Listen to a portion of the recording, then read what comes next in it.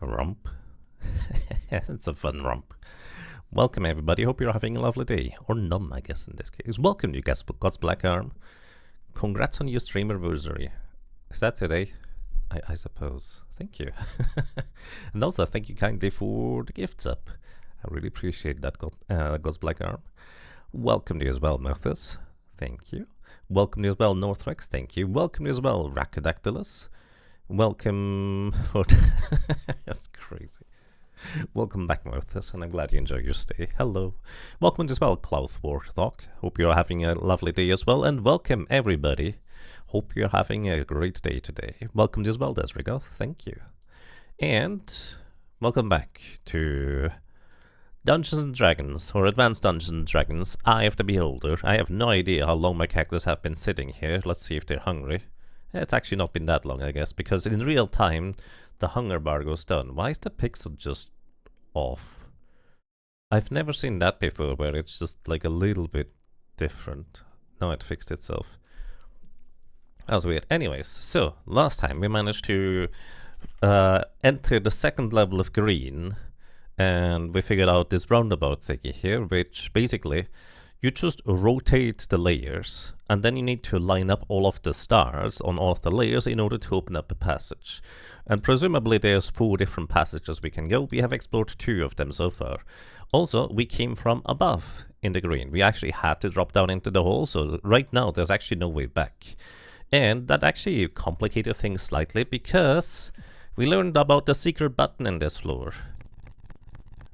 This is really hard to spot, because this is how the wall normally looks. This is how the wall looks when there's a secret button. It's ever so slightly different. I guess there's like a reasonably clear shadow below it, so you can look for something like that. But I went through this entire floor that we currently have access to. By the way, we're all the way over here in the corner, where we just learned about the button, and I didn't find any more buttons. As usual, that doesn't mean there's no buttons, that just means I didn't find any. So, let us return back to the big circle place. All the way here. I've made my way back over here.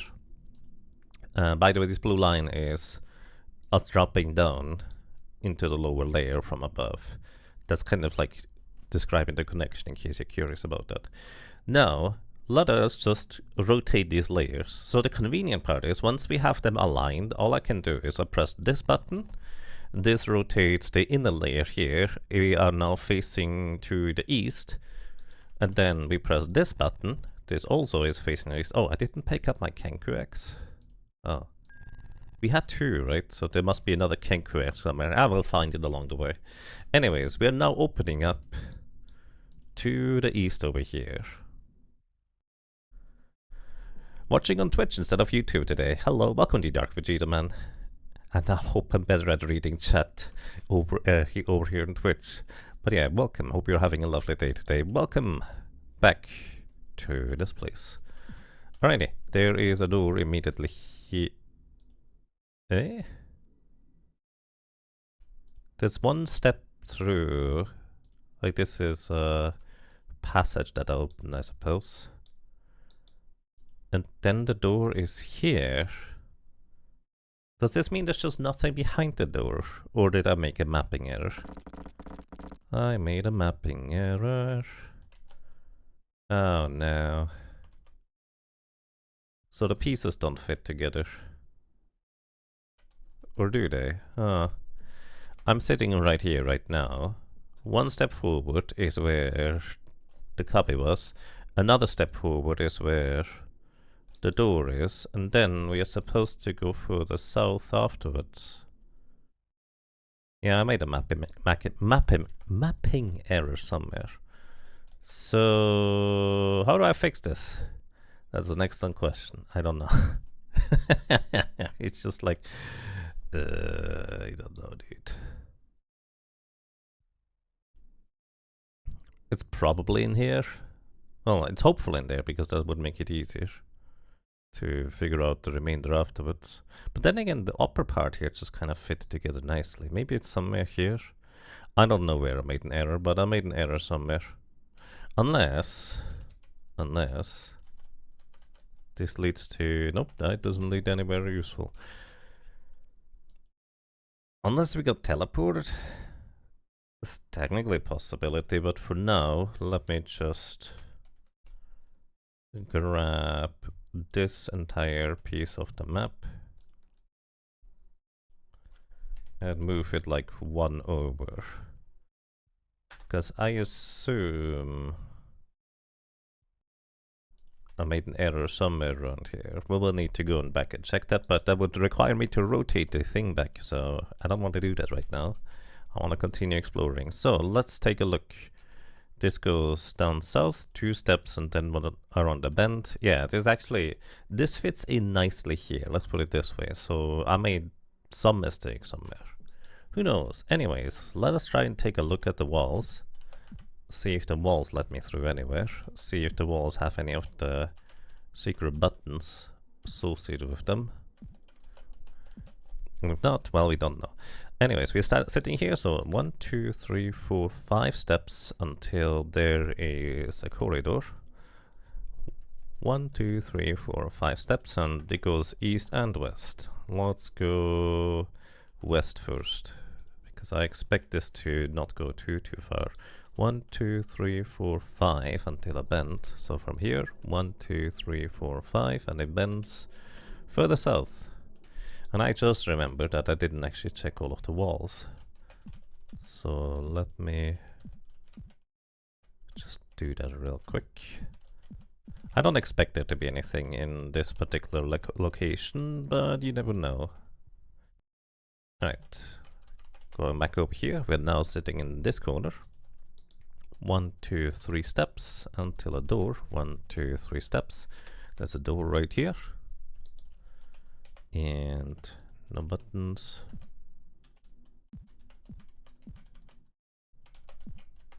And nothing that lets me through the wall, so opens is me. What? What do you mean, what?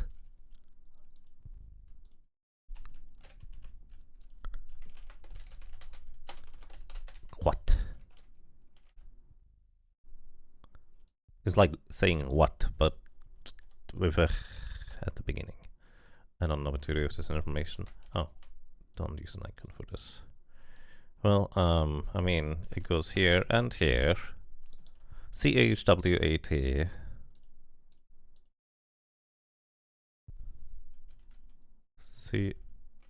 CHWAT. A watch? Yeah, I guess it's an anagram of watch. It's fair. Well, then we are sitting now in this corner. 1, 2, 3, 4, 5, 6. 1, 2, 3, 4, 5, 6. There's another door here. We of course go and check out the other places. 1, 2, 3, 4, 5, 6. Looks like it's just a room like this with connecting paths in between. Still says what?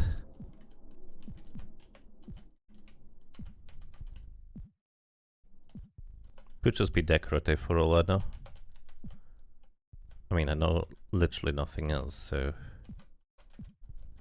this might just be a fun room with pillars in the middle or something like that. Let's check out all of the pillars.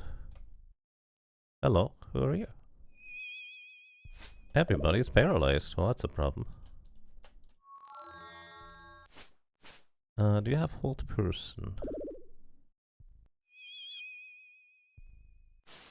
Well, cone of coal is probably a good idea. I wonder if moth has... Oh, this guy hits hard. Where did he come from? Who knows? But this guy is dangerous.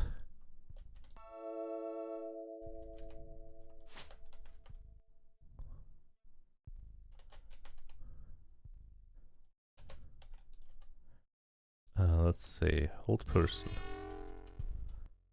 I don't think that worked. Try again.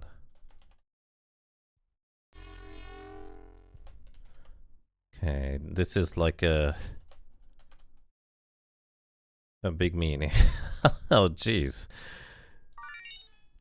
That was one hit on Kierkegaard. Well, he was paralyzed, to be fair. I don't know how much that mattered, that Kierkegaard took the hit while being paralyzed. So... Wow, that was terrifying. Blind flare level indeed. I wonder where he came from, because we did walk through this place, and then suddenly there was a mind flayer on the other side of the wall. So presumably something I did in here made a mind flayer spawn. Do you hear that? A very low rumbling stepping stone, like a giant just walking somewhere. Alrighty, we have learned about mind flayers, and I suggest we just rest the party, because I would like to get my cure paralysis back. I wonder if Moth has accidentally like a paralysis immune ring equipped. No. But only our front line got paralyzed. So there's a reasonable chance that he only targets the first 4 character with the hold person spell. Actually, Dispel Magic also should work against that. I assume that was Dispel Magic. Anyways, 1, 2, 3, 4, 5. Can go north and south. From here, 1, 2, 3, 4, 5. Door and door. We're gonna go north first because I kind of expect this to connect to the other locations. So, hello. Let's have this guy hopefully come over here. Did he see me? He did see me. Alright, we can also shoot some stuff, I guess. Oh, Psychic Mind Blast. He got paralyzed at the range. But this guy didn't have nearly as much HP.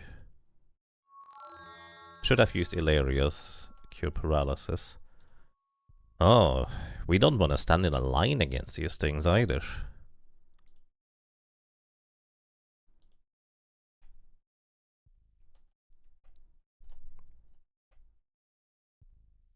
Well, this looks like a simple room like this.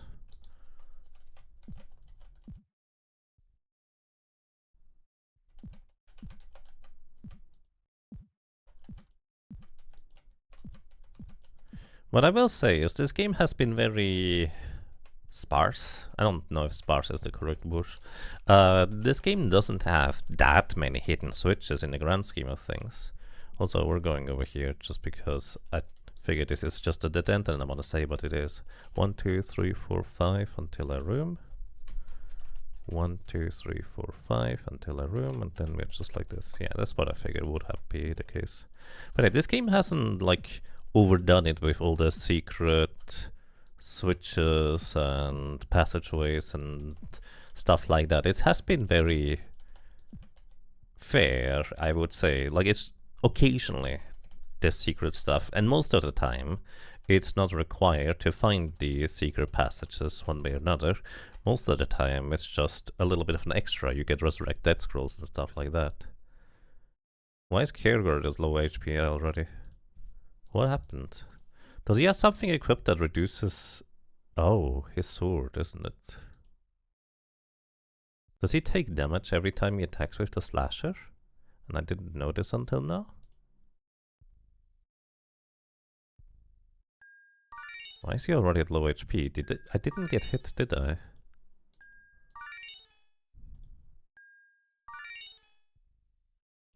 It feels like he's taking damage from something. Maybe the Mind Flayer didn't actually do that much damage. Alright, so hello.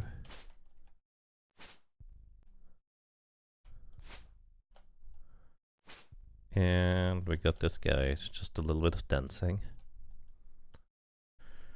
Alrighty, we are back over here. Let's see, seems to be just a room like this, but...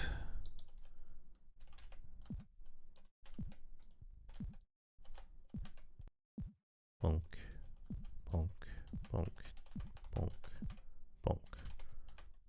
Just a few Mind Flayers in here, nothing else.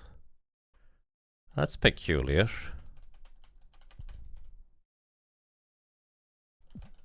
Huh.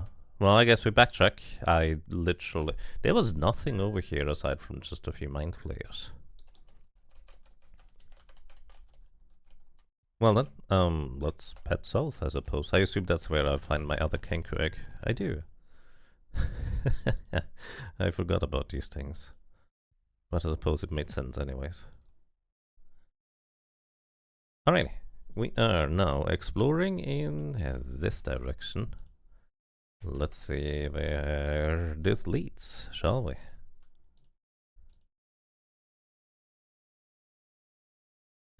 Honestly, no, before I do this, I'm sorry.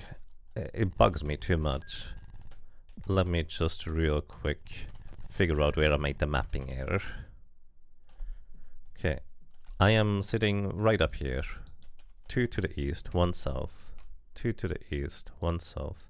1, 2, 3, 4, 5. 1, 2, 3, 4, 5. I think this bend is correct. Then here, 1, 2, there's a junction. 1, 2, there's a junction. So maybe south. I made a mistake. 2 to the east. 1, 2, 3 to the west. There we go. That's the mistake. Okay. So this part is wrong down here. Okay.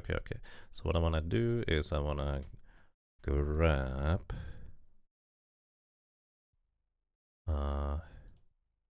this part here. We've hit 1 west. Then we draw 1 more. This is what I made. This is the mistake I made.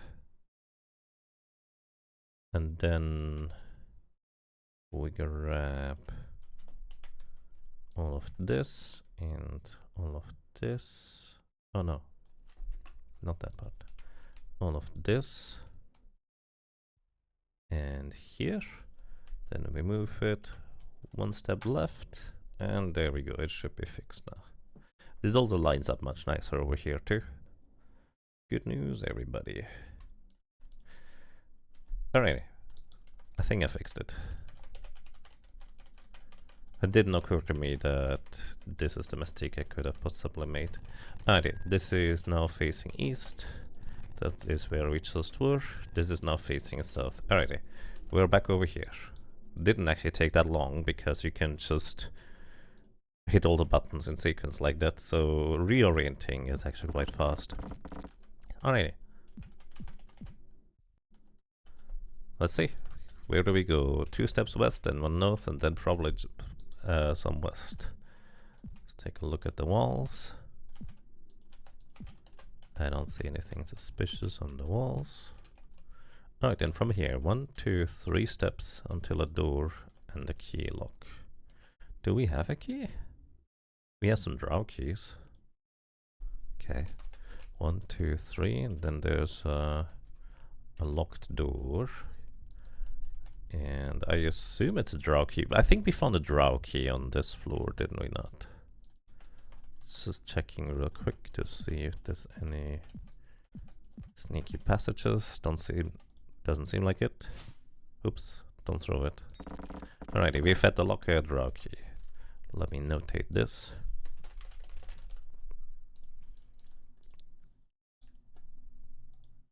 Locks tend to be specific for specific keys, so this being a draw key is most likely just specific. We can go north or south. Well, let's go north first because I kind of expect this to be a dead end, so I'm just going to label this as purple. Purple means that I have not explored that part yet. So 1, 2, 3, 4, 5 steps north. 1, 2, 3, 4, 5 steps north. And then it seems like 2 steps, 1, 2 steps until a door that we can open. Alrighty, as usual, just double checking the walls.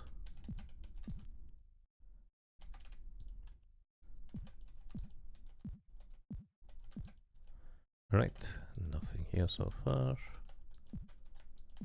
Or here. Seems like rather straightforward for now. It's another room with a little roundabout. I wonder what the what was about. Seemed like a bit strange over there. Like, it feels like there's something over there, but I don't know what it is. Don't know the nature of it. Just checking all of the walls and the middle pillar too while I'm at it.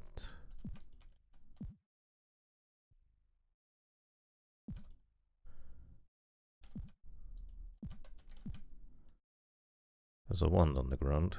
Wand taken. I don't know which one is which. At some point we'll figure out, so let's say save. What's the one do? Lightning bolt one. That's pretty good. You know what? We have plenty of ones. Let me just not worry about... Oh no, we got teleported. Hey, let me just leave that here. Okay, let me see. 1, 2, 3. Okay, so we get teleported somewhere. I don't know where we get teleported in this place. So let's use our good old trusty method of determining where we are. Lay down a mage rope here. We are still in the same place. A ration here. We are still in the same place. Step one further. We are still in the same place. A flail here. We're still in the same place. Kenku egg here. Actually, no. A sword here. Now we got teleporter. Okay, so this place is a teleporter to somewhere, probably just up here, if I were to guess. So let's see how that's gonna go.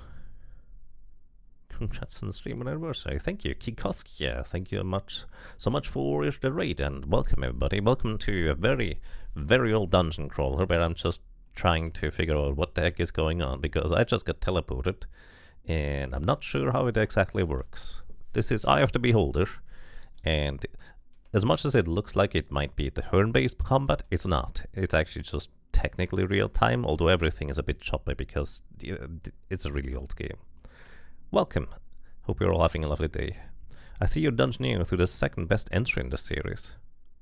You have much experience with this series? Nice. By the way, feel free to correct me now to pronounce your name if you'd like to, because I'm not sure. But yeah, I'm just mapping everything out by hand because I kind of enjoy doing that. And I got teleported. This is a different door. This is not open. Where are we? Okay, we are back now. Okay, so this place here teleports us. I do wonder whether it teleports me from both sides. So I'm just sussing this out. But yeah, thank you so much. Let's see. I assume I'm gonna get teleported. Let me take one step forward. Yes, alright, so this is a teleporter. Where to? Who knows? Good question. Let me just draw this somewhere here, connect the dots.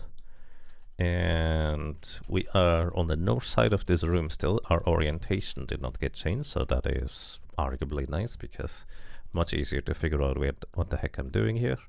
Let me put another Kenku egg down. This is where we land, specifically. Then I take one step over. Then halberd here. Okay, and then this is another teleporter. This teleports us to a different location. This teleports us to a place where there is a door that we can open. So let me connect the dots. Where exactly this goes, who knows? Let me actually real quick also do this, because I have not checked these parts yet of the room. Well, I guess I haven't checked any of the rooms yet. But now we're over here. And I need more stuff to put down on the ground. I'll pick it up all afterwards anyways. Put down a gem here. Take one step north. Gem is still there. This is not a teleporter. Then put the gem here. Actually, I guess I can just do this. Oh, now I got teleported. Okay. In this room, this is a teleporter. And this is once again a different room because there is a mage scroll right here. So we got teleported once more to somewhere. Let me just notate that I have not checked these parts of the room yet. Alrighty. Let me also notate that there's a mage scroll. Scroll of what is it?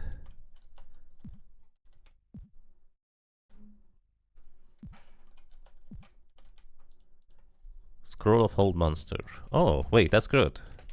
Because that's a mage spell that we can learn now, and we can hold monsters. Scribe scrolls, hold monsters, memorize spells, raha. Well, I don't know if Kona called it. Well, I guess it's fine. Hold monster is potentially just paralyzing all enemies, so that could be amazing for us.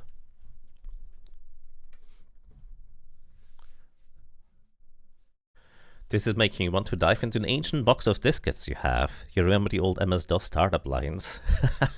Yes. Oh, it's been a while.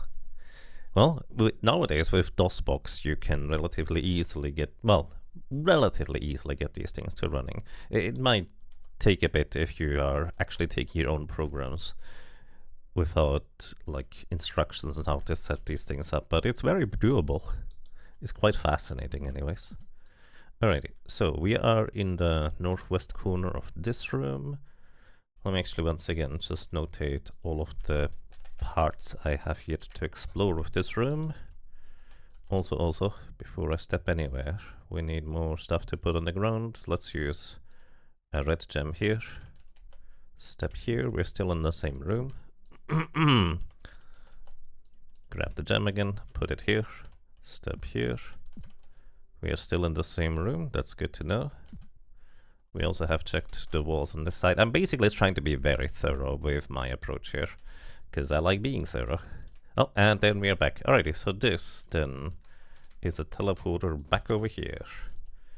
Now, if only I could arrange this stuff to be a little bit less messy. Give me a second. Move this over here. I'm using a program called Gridmonger, which is very key input heavy. How do you say that in English? Like it's the way it is described is like a power user tool to navigate and notate things quickly, and I'm still learning how this thing works.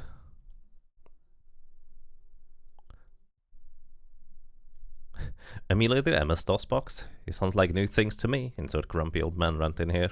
Yeah, it's called DOSBox. Basically, there's a website called goodoldgames.com or GOG.com, and there you can buy old games, and they usually come like built in with pre-set up DOSBox, which is effectively emulator for MS-DOS, so to speak. Alrighty, so we now have a good idea that let me just pick up everything.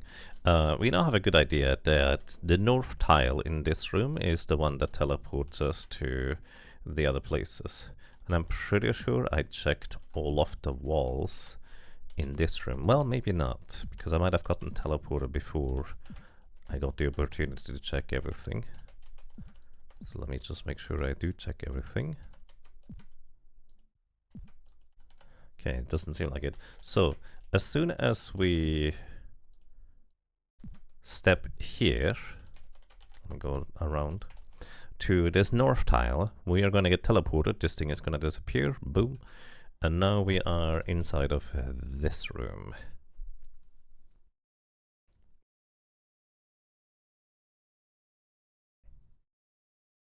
Presetting it up does make it more usable for us lazy folk. Yeah, I mean, it's not just lazy, but it's just, frankly, it removes the hurdle of being able to play these older games, because depending on how tech savvy you are, that stuff might actually be quite difficult to set up as well.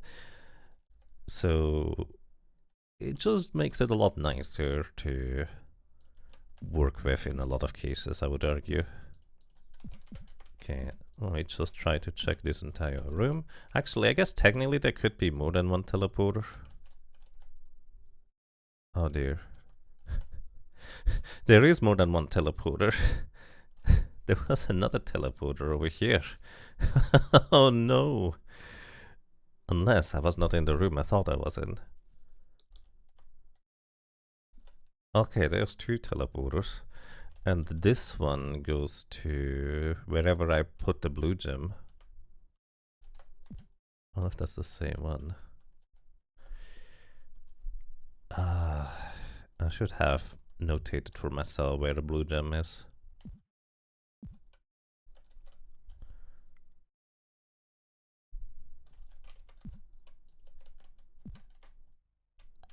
Oh, and the blue gem is gone. So that means it was this one. So we are in the meat scroll room now.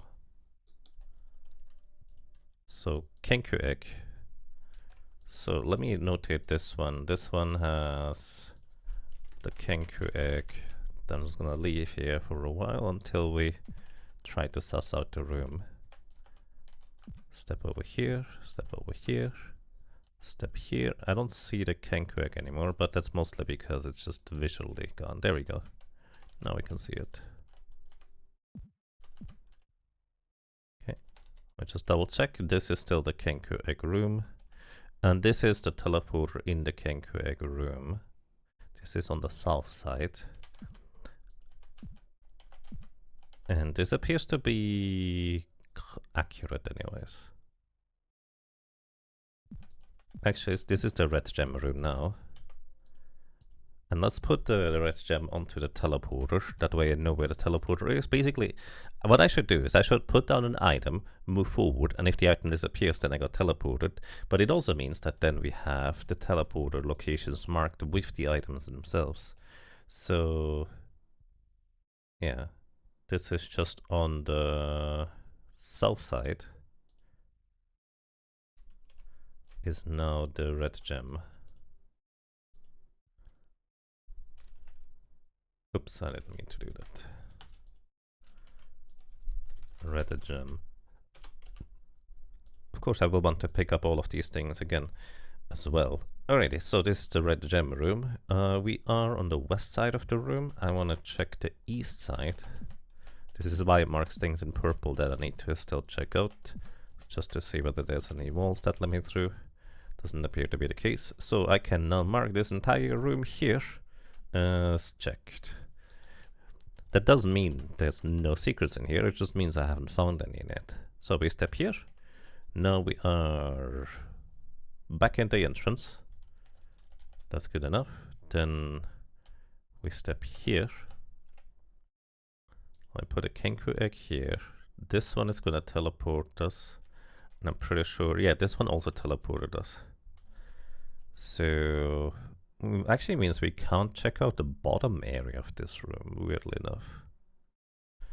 Anyways, we are on the north side here, so if I check here, this means I have not checked this tile. And I'm pretty sure both of these are gonna teleport us. This is the east side, so let's see. Yeah, that teleported me to here. Okay. Then this one here, we know there's a teleporter right there. I'm gonna leave the blue gem there. And now I'm just checking these walls here. Oh no, I got teleported too. There's a teleporter here that leads us to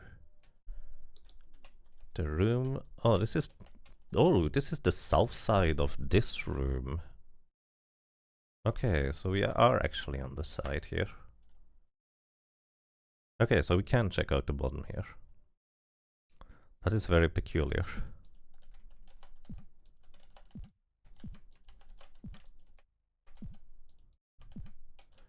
None of them seem to have anything useful though. But I can now notate as these parts I've checked. So this room is basically checked out entirely, more or less.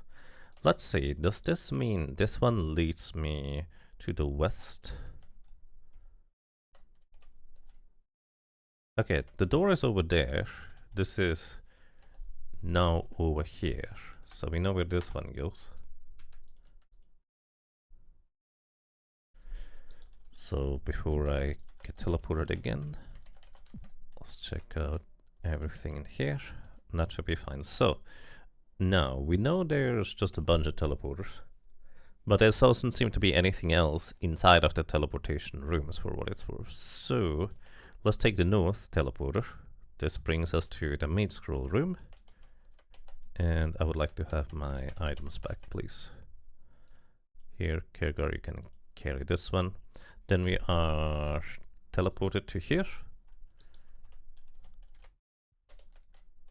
I apparently didn't leave any items here, so... Then from here we get teleported to here. Just took this teleporter to here. And grabbing these items for marking like the back. That's the main reason why I have these items in my inventory to begin with, just to have different looking items for testing things exactly like this one. Then afterwards I want to take the east side teleporter. This is east. This east side teleporter to this room. And boom, grab my thing back. And then we get to continue. Alrighty, so I don't know where these places slot in exactly, like where these rooms are physically located.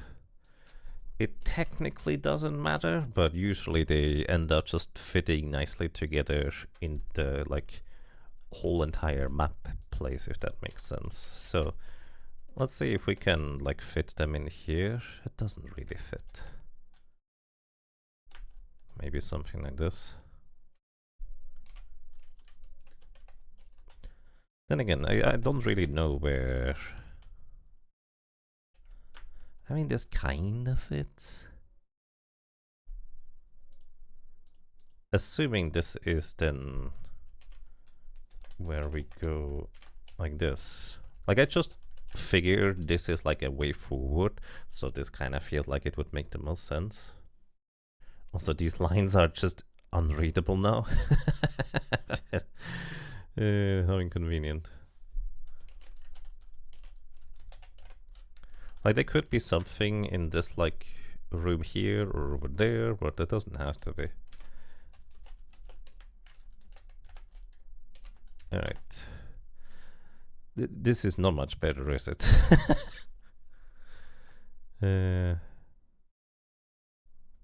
This seems inaccurate. This seems inaccurate. Congrats on your streamer. Did you know that more than 6 Pokemon is forbidden? This is because if you add one more to 6, it becomes a problem for Pokemon trainers and the old professors. Incident, this is why your party is also limited to 6. What? Yeah. That's not the first anniversary. No, it's not the first one. We've been here for a while. Egg and rock waypoints. Let me actually... I'm terrible at reading chat when I'm very focused on the game and just notating everything. Let me just get back up in the chat and see what people have to say. Sorry, I'm terrible at reading chat in time. Let's see. You got the humble set with Steam keys and fired up Eye of the Beholder, and it was DOSBots with a neat launch. Also, All Seeing Eye was there too. Yes, there's an auto mapper if you would get the thing on Steam through the Humble Bundle as well, for what it's worth, which is pretty neat. I enjoyed the mapping process personally, but that's not necessarily the case for everybody. Heck rock waypoints. Fireball, welcome back. Hope you're doing well. You know, even the Steam version of Wizardry exiting out gives you an ad for 2001 PC. It does. Wait, this is Steam Wizardry 8. Which one is 8? 8 is the freeform moving one, right? Where it's just like a real movement in 3D became a thing. I've never played that one.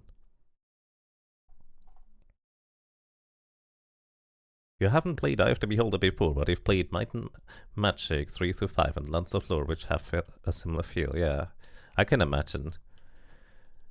Anyway, I suggest, let us continue. I just assume this is gonna be over here. We're gonna take a step outside, and we are facing south.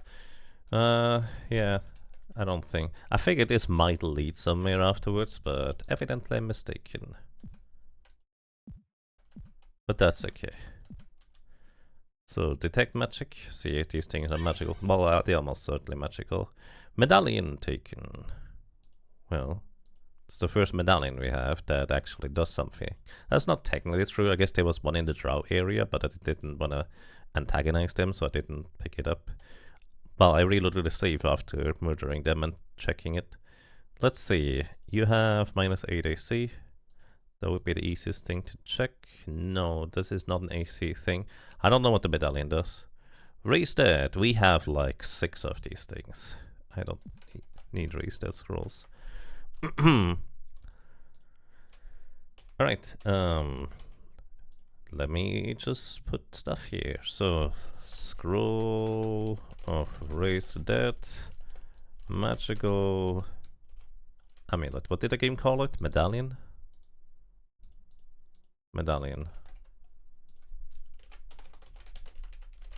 I don't know what this thing does. I'm still kind of hoping for an anti-paralysis thing. In fact, let me give this to Ilaria in this case, just in case this is anti-paralysis, and that might help us survive. Anyways, maybe I should... Okay, let's do it this way, as you just... We're going to just use numbers instead. ID 1. Oh no. Okay. I need to remember where the other side is. ID 1, ID 1. Then let's make this ID 2 and 2. This is gonna be a lot more readable, I would argue. This goes here. 3 and 3. This one is just gonna be 4 and 4. This one is 5 and 5. And here he has 6 and 6. The red gem text is no longer relevant. Alrighty. I don't know how these things slot in here. It doesn't really matter either. I suppose it would make the most sense if this part was up here. Like, physically. I really thought this would just lead somewhere, which is why I kind of rearranged the things in this way, but at the same time, I guess they don't have to. So let me just move this here. Like, this feels correct. I don't know if it is, but it just feels correct. And I'm mostly rearranging this for 2 reasons. One, this kind of potentially clues me in on the fact that there could be something here, but this also makes me think there's nothing else over here besides this part. But I also don't really know if that's true or not. Where am I? You know what, we can just go in a circle until we arrive back at the entrance. I think I'm not back at the entrance. Close enough. Alright, we're back outside. It took me forever. Let me actually cast Fill Stomach, so everybody has their food meter back to full, and let's rest here too, to recover our spells, and our wizard, mage guy, now has Hold Monster, so that's hopefully gonna be useful.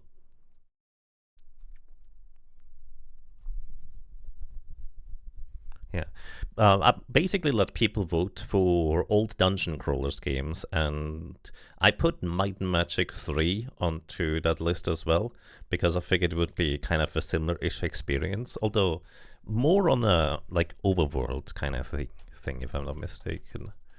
I actually didn't realize Eye of the Beholder was, well, real-time combat, as much as it's very choppy visually. It is real-time combat. Alrighty, let us finally proceed and explore more. 2 steps south, there is a door to the west. Watch my arrangement of rooms on the bottom right crumble immediately, because this just goes way further over.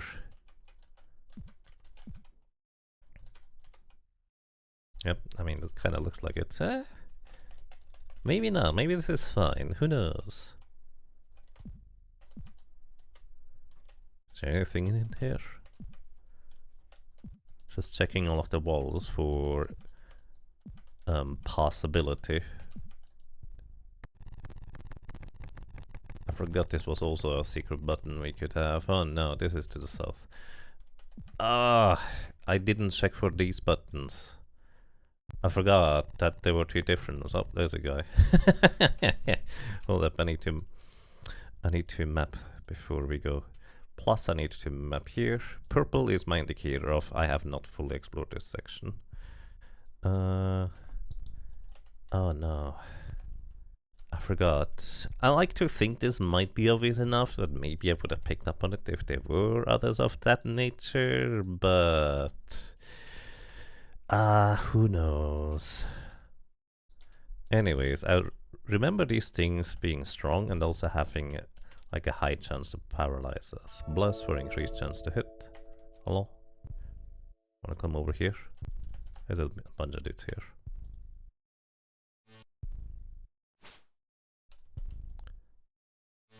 Bzzzt. Oh, did we already defeat them? Evidently. Frankly, this looks like the way forward. So consequently, let's go and check out what's over here first.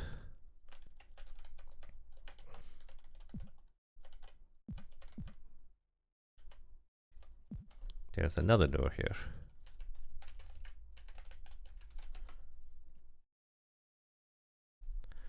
Let's see. Mind Magic 3 is mostly overworld, and you only finished the one time after using a money exploit that in retrospect ruined the challenge. Maybe it did. Maybe it made you capable of finishing the game to begin with and experience the rest of it. I don't think that's necessarily a bad thing, but hey, who knows? Let's see.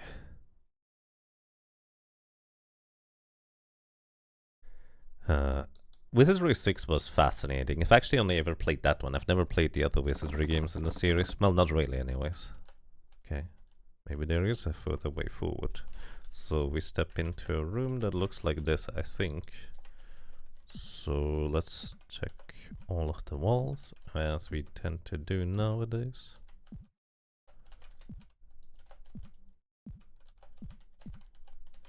Nothing. Open, so there's me. Okay. 1, 2, 1, 2. Alright, so 1, 2. Then there's a bend to the south. As usual, we just check, check, check. By the way, if anybody does not know the game, this one in particular anyways, but spots something that I might have missed, backseat gaming is allowed as long as you don't know or look up the solution beforehand. Just as a heads up. 1, 2, 3, 4, 5. Okay. 1, 2, 3, 4, 5. There is a door, one indent to the west, and another door here. As usual.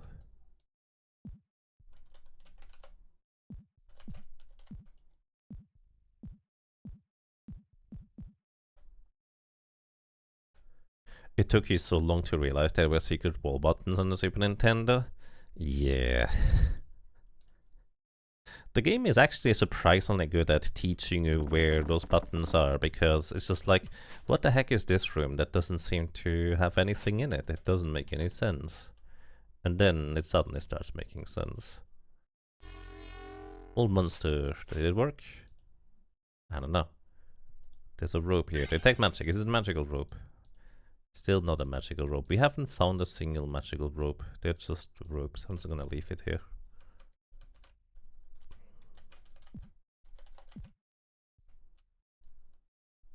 Okay, that looks like a big room.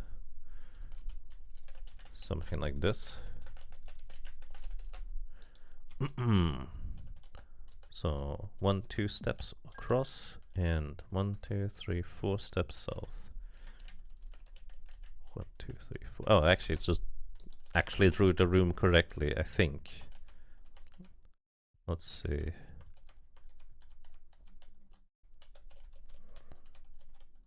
Nothing visible in the room aside from that one mind flare.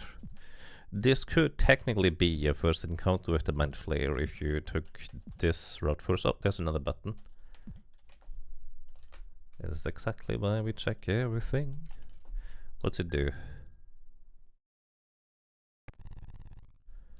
Oh, interesting. So I think this is going to lead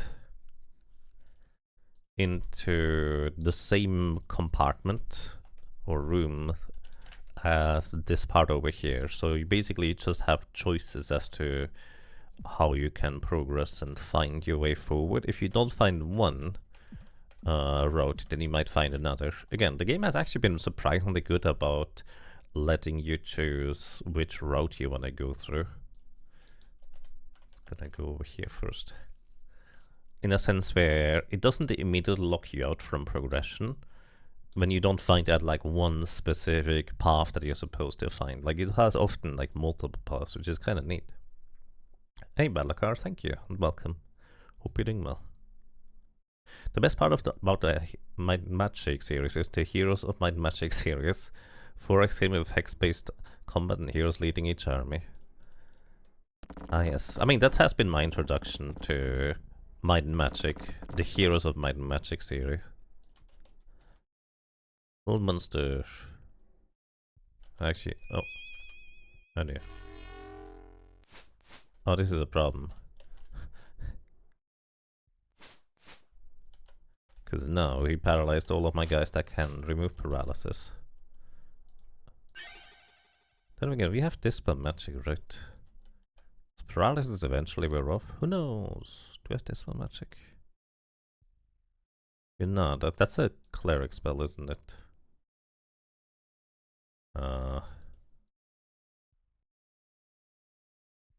Well, let's hope that resting removes paralysis. All characters are fully rested. Okay, that we're fine. I was worried there for a second. I wasn't sure whether paralysis would wear off. It does. Alright, that's just a little 2x3 room. Hey, Duxors, welcome and thank you. Appreciate that. This looks like a button, but it's not. Trying to be very thorough with these rooms.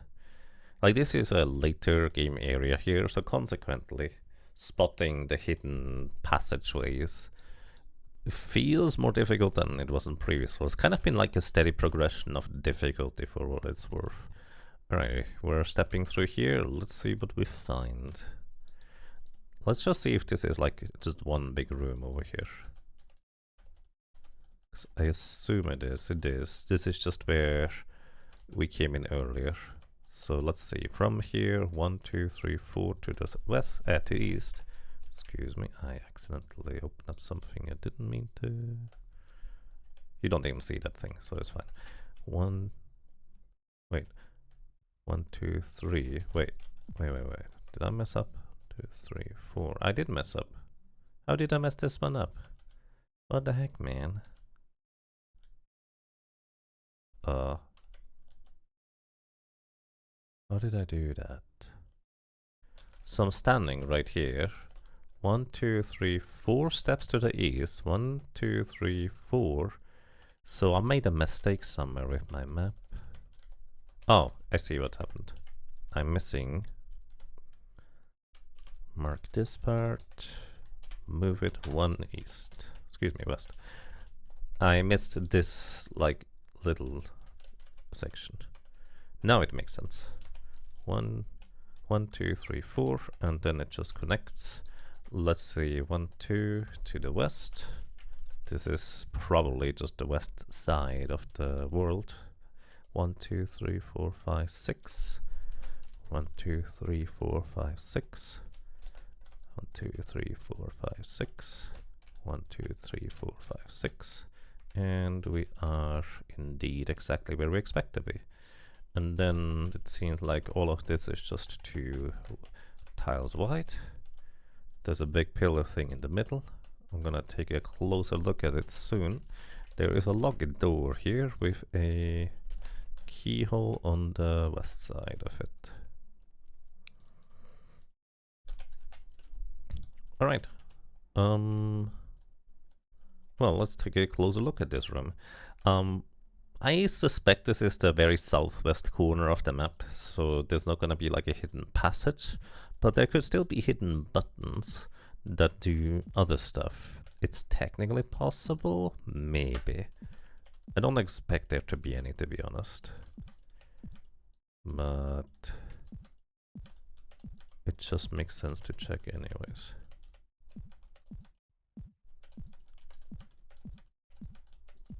Alright, there was nothing here. Let's see the central area.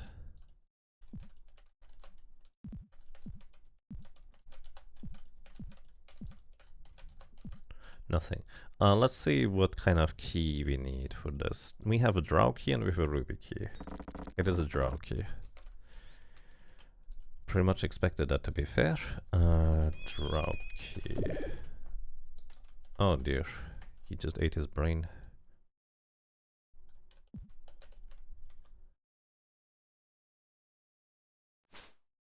Isn't this like, oh, did they implement something along these lines of, what was it called? When a character is paralyzed, you can do like a coup de grace to just immediately murder somebody. Because they can't do anything. I don't think that's a thing anymore in nowadays D&D, but I believe that used to be a thing. So maybe they implemented something of that equivalent into this game. 8 gives you maximum HP, but it also heals you with the same, so you can repeatedly cast 8 in order to heal anyways. It's like just a roundabout way of healing. Cure Serious. Good Grace is certainly in Pathfinder games. I see. Ah, there's a stone portal here. And this one... Let's see, stone portal is missing orb. Third on the left orb. Alright, so we actually don't know where this leads, do we? Also, does this mean I explored everything of this map? I think it does actually. I do not believe there's anywhere else I can go on this floor. Which is peculiar. Well, let's see where this one leads.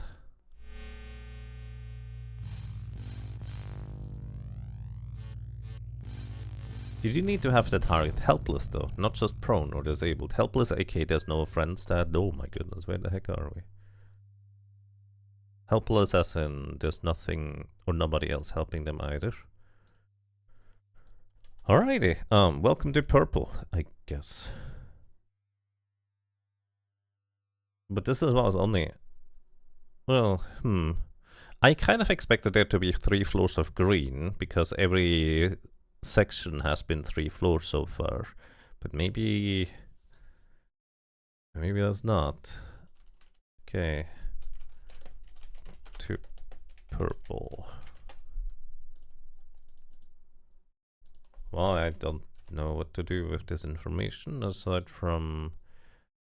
First of all, let's check whether this actually brings us back to where we were if we use this, because sometimes these don't necessarily go like 2 ways, they go like 3 ways as well sometimes.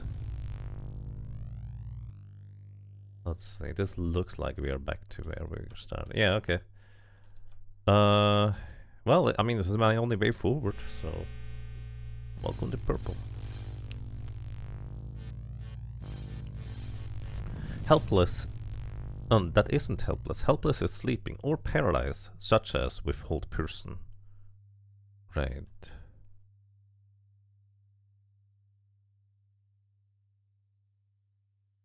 Fair enough. Man, these walls look really nice and fancy. I bet we're in Sanathar's wizard tower now or something.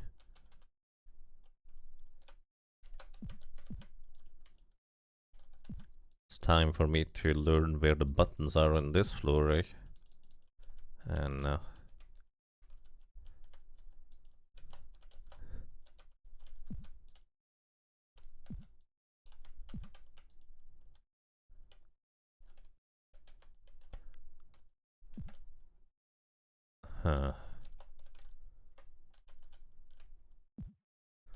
I'm in a little 3x3 room. Oh. This hole reeks faintly of smoke.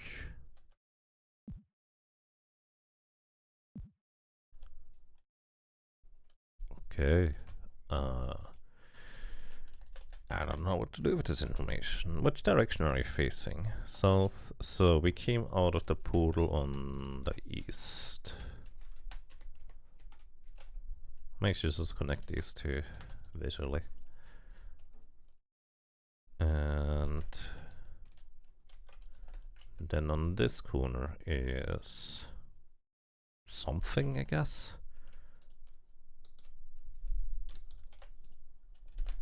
And this hole reeks faintly of smoke. You know, something reeking faintly is kind of, isn't that an oxymoron?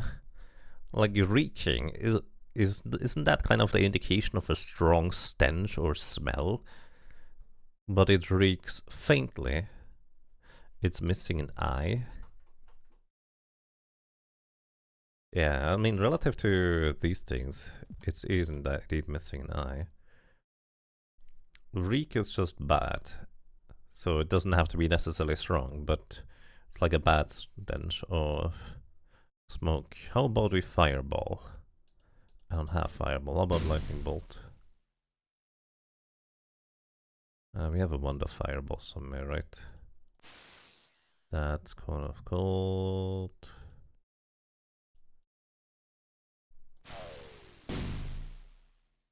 Hey? No? Circle.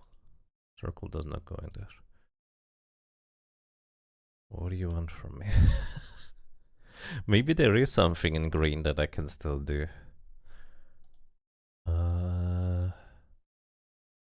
It reeks faintly of smoke. Hey, Evil Knievel, thank you.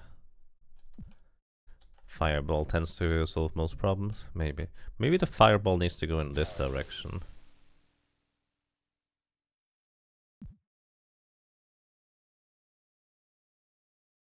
Well, the fireball didn't impact on anything here.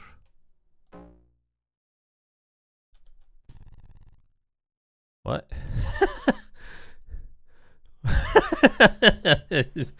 What do you mean?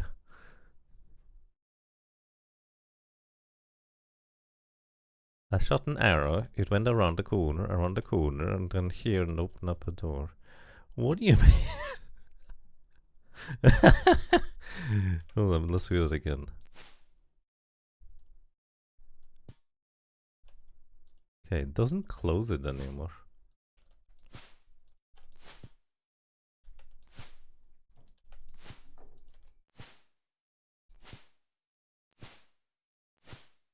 And the funny thing is, me throwing these things into the wall wouldn't even, like, reveal this. Alright, time to load.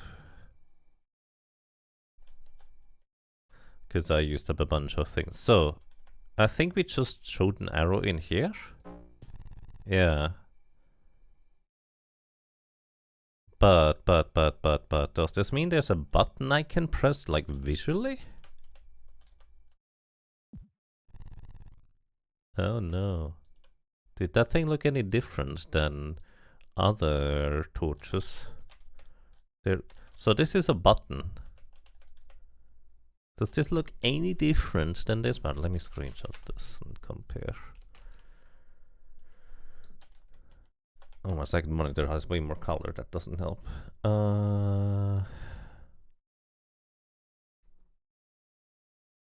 Does this look any different?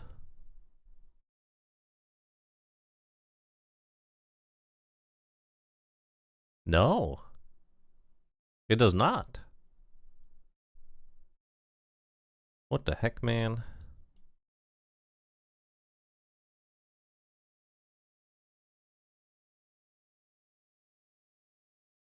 That is bizarre.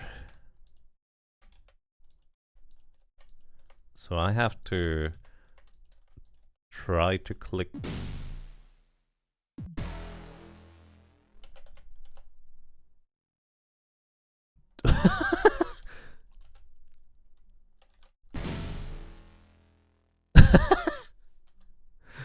Yikes.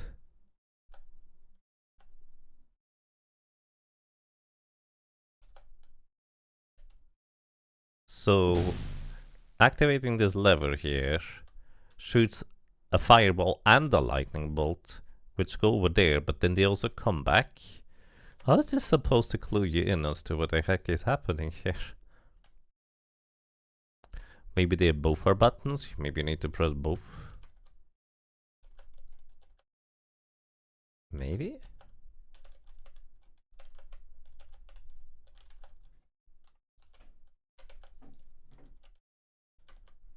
That is fascinating. Anyways, I don't think there's any visual tell, and I didn't step back fast enough. Yeah. Well then, welcome to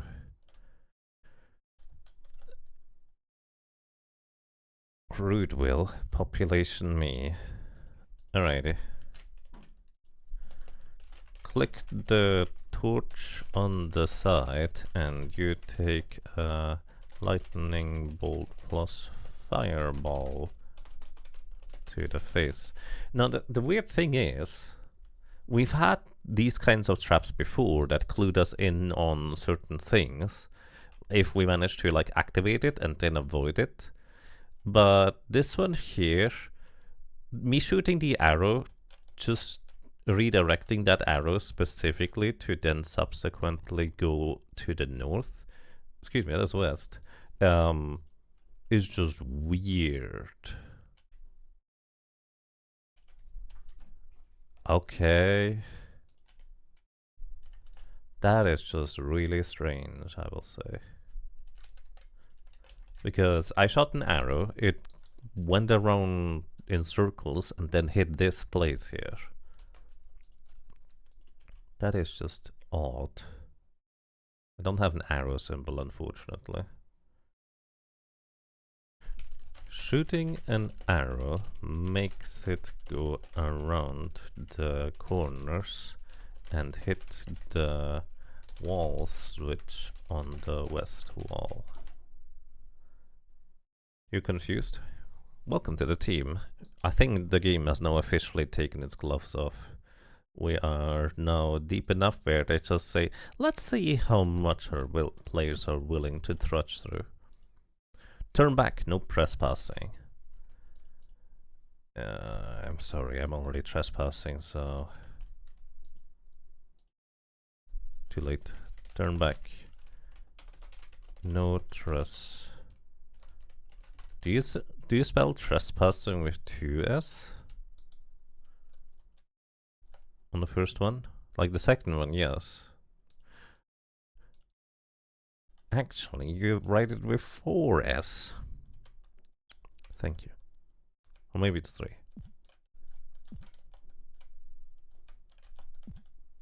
I just assumed this would be a corner like this. There's an I on the side.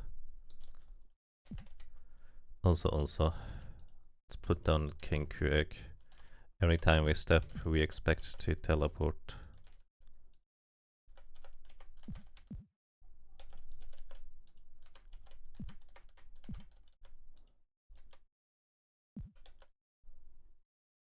Surprisingly enough, we didn't teleport yet. A step forward and then back again. Is this just a door? This is just a door. Okay, this is going west. I didn't recognize this as a door.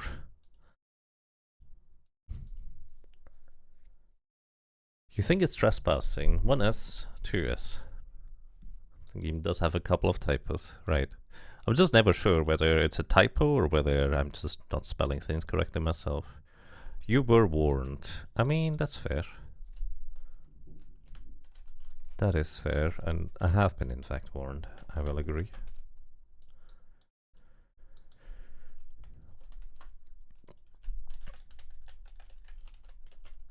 Well, you were only warned if you actually know how to read. What if somebody came in here that doesn't know how to read the common tongue, right?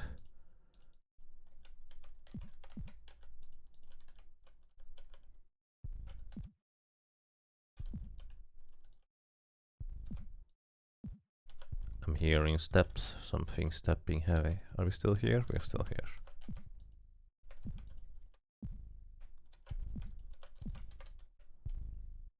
Did we get teleported? Sorry, I just need to double check. I just assume shenanigans at this point. Also, I wonder if this is supposed to be entirely round here. aka my aspect ratio is wrong.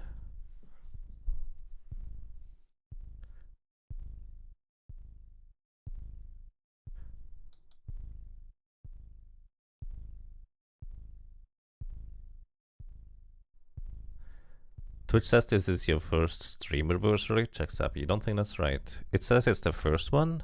That would be weird. What do you mean? Oh yeah.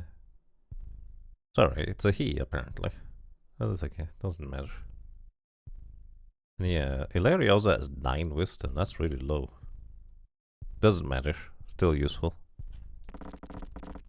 Hello. Oh. Columns, eh? It's more than one too. Can I fear you? No. Old monster. At least in Mind Magic games, columns are notably very resilient to magic. But I don't know if this has anything to do with this game. Let's try Hold Monster again. You know, I thought I was getting a great spell with Hold Monster, but so far that didn't really do much for me. Okay, in this case, Lightning Bolt. It did nothing. How about... Do we have Cone of Cold? Let's try again. No, he just resists cells. Okay, they are just very beefy.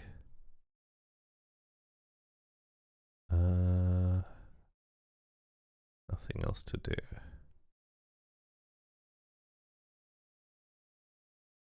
Wait, did you guys lose your spells or something like that? No, I used them all up, didn't I?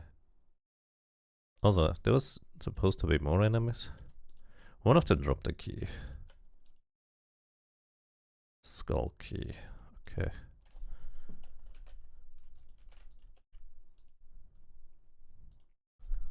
One of the golems drops a skull key. Don't know which one. It's one of them. We don't seem to have too much trouble battling those guys, but let's just rest here to heal up and regain our spells. Oh, actually, before I do this, memorize spells. Raha! Let's just have Cone of Cold. I figured Hold Monster could be great, but if it just doesn't work, then that's not terribly useful, is it? Hey, Lamp Station, thank you. The message says something like, help Yakimo celebrate their first streamerversary. Wow. That's weird.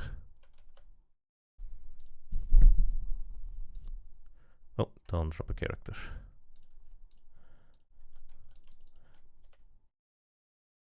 Open sesame. Hello, sir.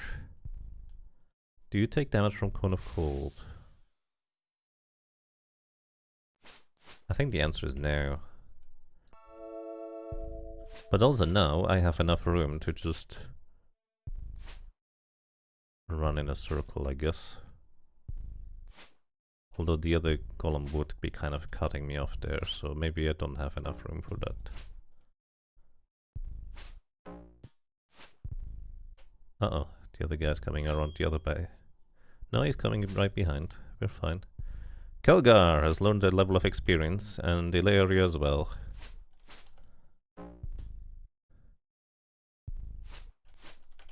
Okay, cool.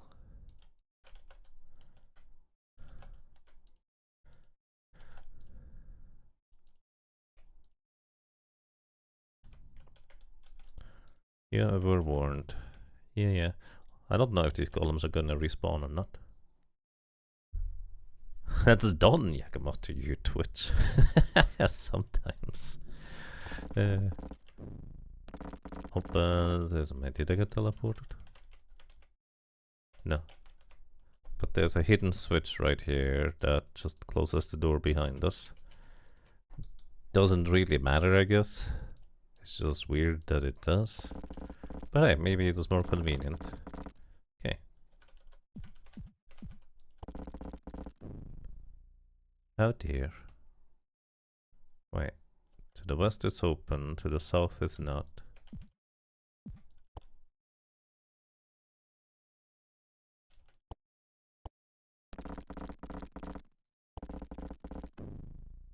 It just closes the door.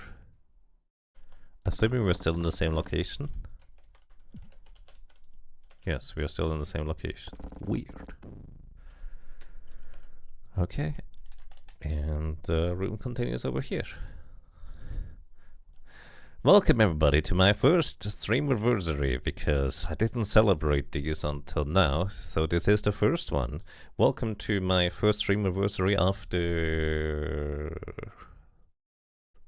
13 years of streaming, probably. Touch. So I guess you just try and pull on every touch.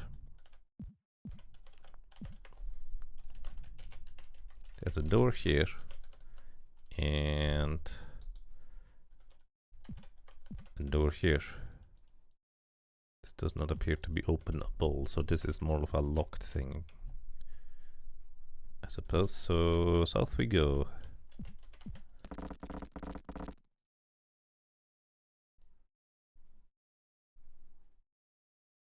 Congrats on your stream anniversary. Clearly your first. You haven't been streaming longer than that.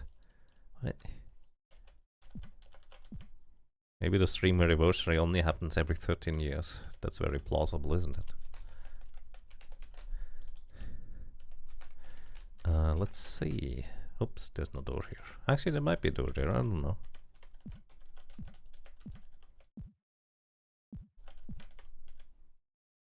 I mean, so far we haven't seen any like secondary buttons, just the lamps that are indistinguishable from uninteractable lamps. Anyways, 1, 2, 3, 4, 5 to get into a room. We are going east. Wait.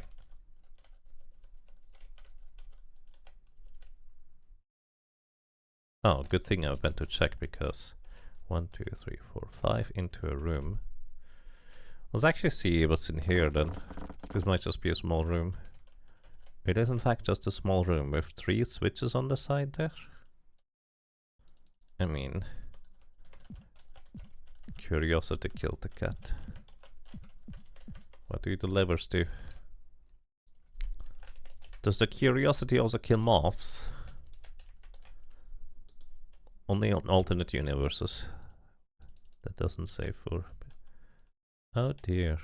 We got teleported. Get me back. Oh.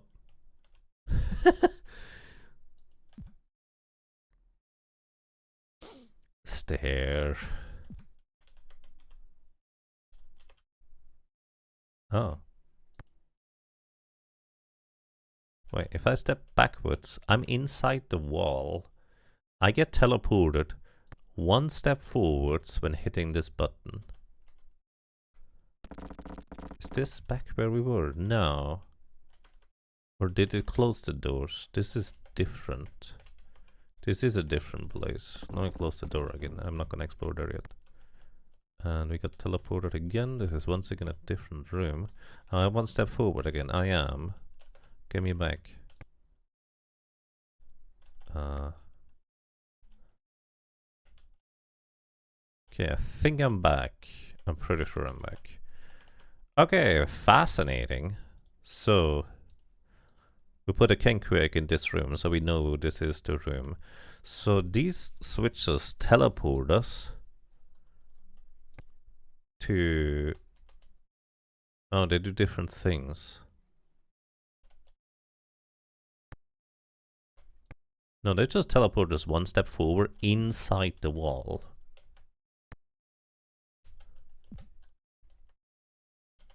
This one teleports me to a different room. And then one step inside the wall.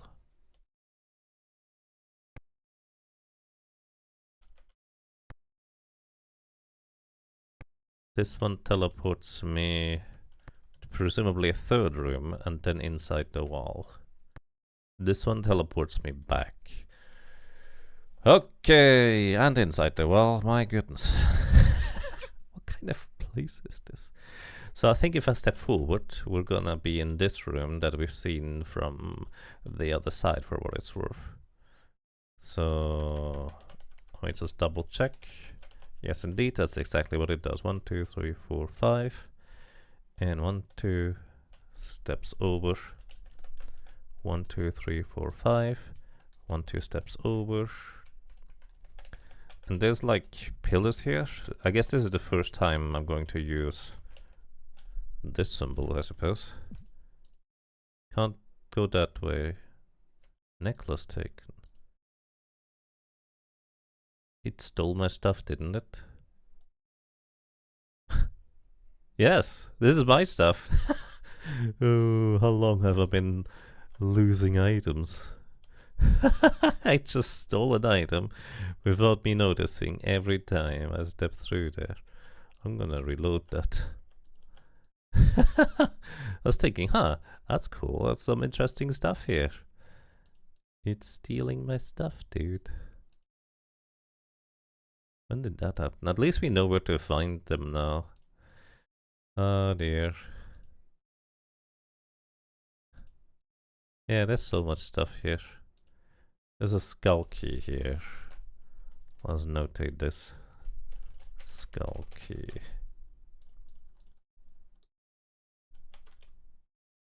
And this is different. This is not something I've seen before. Ring. Wait. No.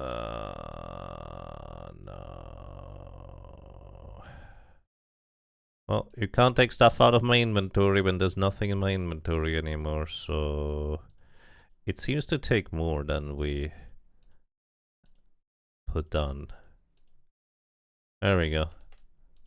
We got all of the things.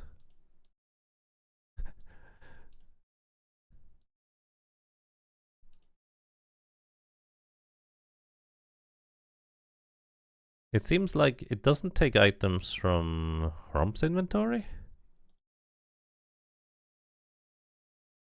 Why not? I'm not complaining, just confused. My goodness. I had so much nonsense in my inventory too. Does this ever stop?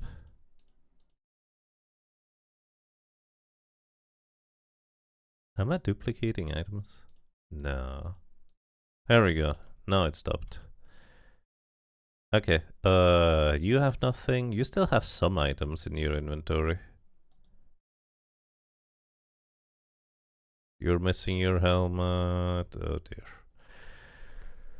I need a coffee for this one. And I need a coffee. Hey. You know what?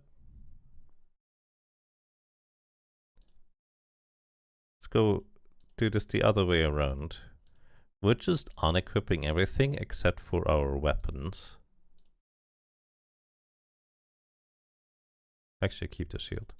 We unequip everything except for our weapons. This way you can't take anything from me because I don't have anything. The problem, of course, is when we need the keys. Probably should have separated the keys into a different pile. But I didn't actually consider doing this until just now, so... Oh well, it is what it is. Alrighty. Nobody has anything anymore except for you. And also some bones. Don't worry about these, we're gonna revive them one day. Does that mean we don't know which ones are which again? Yes, that does in fact mean that. I'm actually kind of reluctant to save. Mostly because... Actually, let me just reload.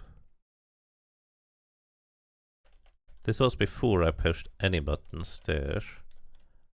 Okay, we're already missing items probably because there's already stuff over here. So, in this case, I'm just gonna do what I did before. We put all of the stone items here.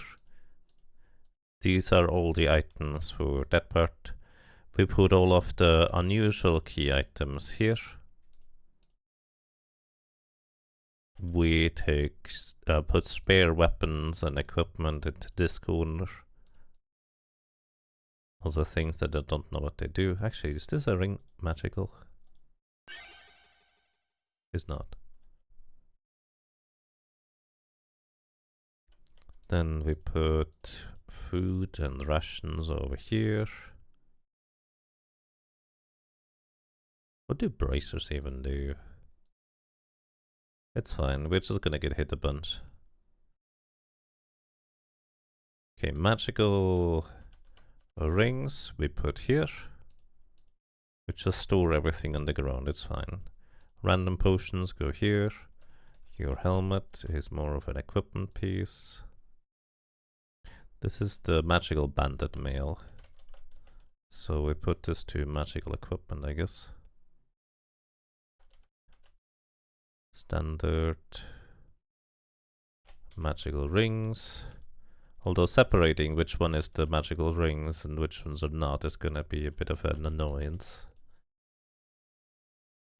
Maybe I'm overreacting with doing it this way. Maybe I could just go and grab things again. But considering that anytime I took something from there, it just put stuff or more stuff over there as well. I don't have any confidence that the game is not just going to continue doing that. So, you have a rope. The rope doesn't even do anything. You don't need that rope, funnily enough. Then bones, because why not?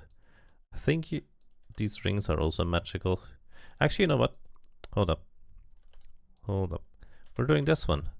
This is a mage rope. These are your mage rings. And boots, I guess. So we put all of these things into this corner. This is Raha's equipment set. Kergar, yours is here, alongside Rumps, that's fine.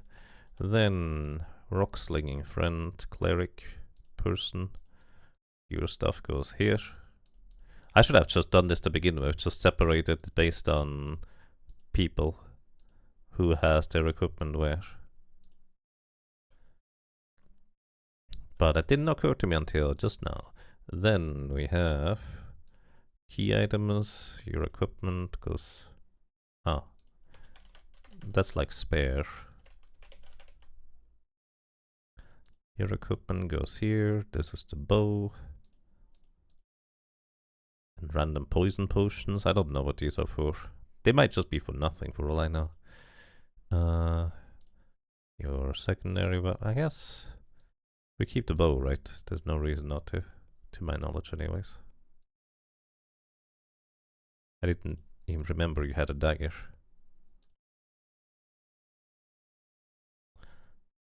A whole year, yeah, apparently.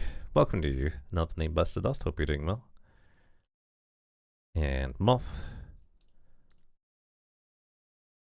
These are all raised dead scrolls. these are all anti-poison potions. But ever since we were in the spider lair, we haven't even needed any of these things, so it's anybody's guess whether these things are useful. Scroll of Bless. Just use it. It doesn't matter. We have plus naturally. It's fine. Alright, everybody has nothing equipped anymore aside from the stuff they have in their hands. Do I even want to save? Okay, we take a key. We now have a skull key. Well, we know where the items land. Oh? Oh no.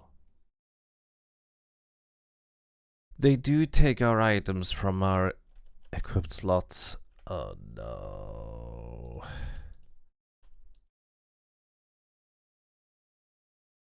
Oh. That's inconvenient. Not gonna lie. This is very inconvenient. Well. Mainly guys, stuff goes here. Then I don't remember whose pile this was. This one was Taco. This one was yours, I guess. Now we have many hands equipped.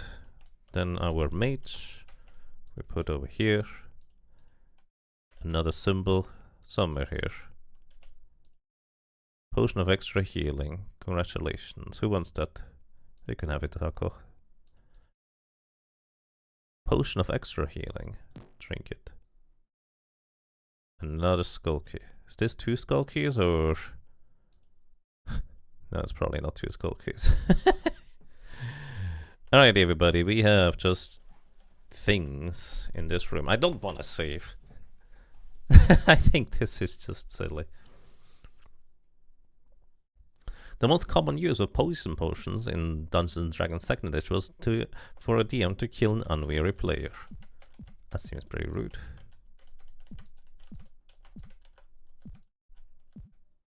Oh. This lock requires a key. It's a skull key. Okay. Why not? Skull key. Oh. Right, this doesn't need a symbol.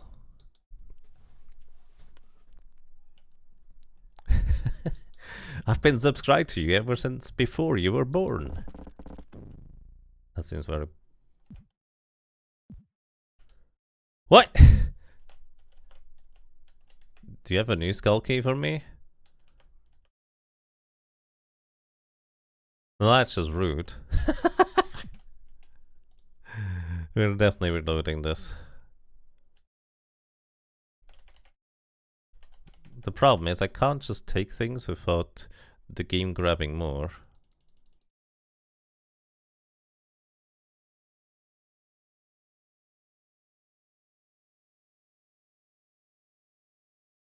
It's much quicker to unequip everything than it otherwise would be by just spam clicking the same item over and over.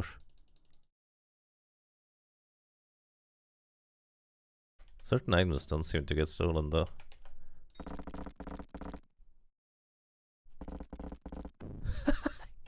Yeah, it just closes again. What the heck? Oh dear.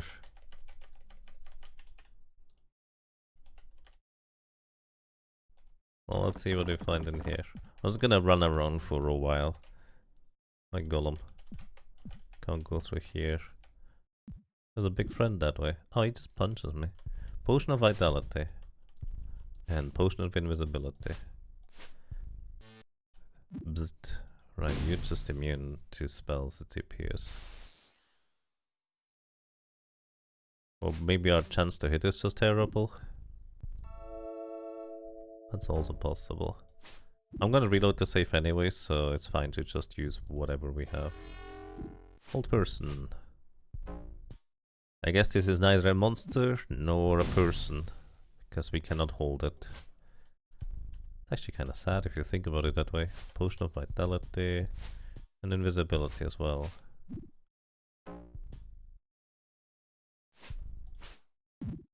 So spells have been extremely helpful until now for taking down the big enemies. But that appears to be no longer the case.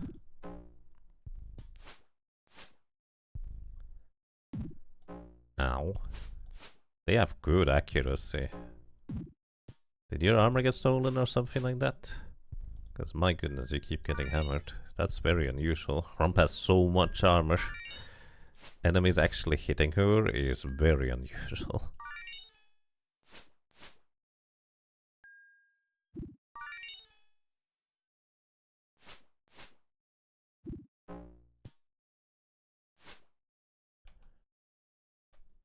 That one. It's just enough space for 3 golems, I guess. Potion of Vitality. Let's see, your constitution right now is 14.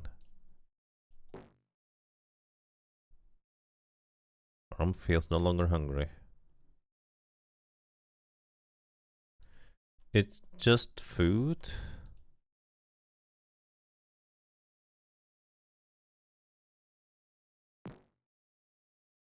Oh, goodbye. Where do you go? I'm invisible. You're no longer hungry. Wait, does that mean you're never ever hungry again? That would be wild. Anyways, I don't know if this is worth a skull key. I don't feel like this is worth a skull key.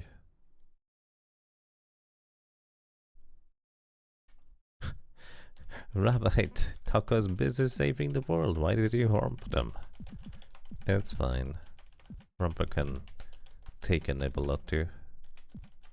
Okay, that's just what is over here, evidently. And as soon as he takes 2 steps away from this door, it's just closing again. Man, that's weird, this place is.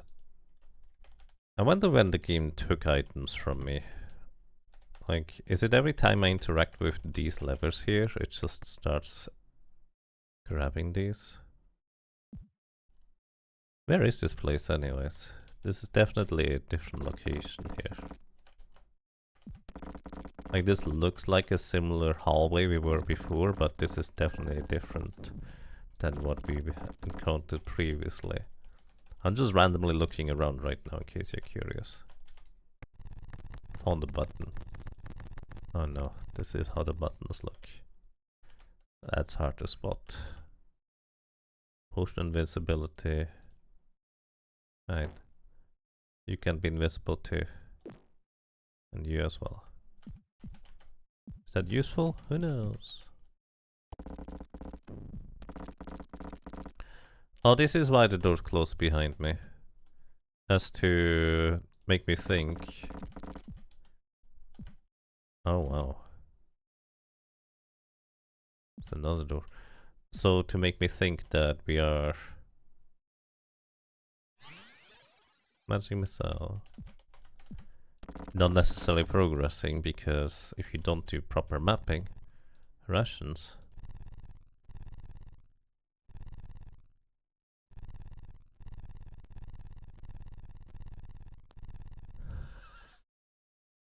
So it's like a pile you're taking from...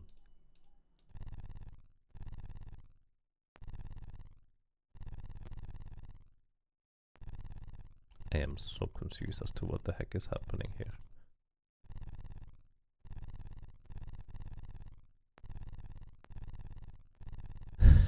What?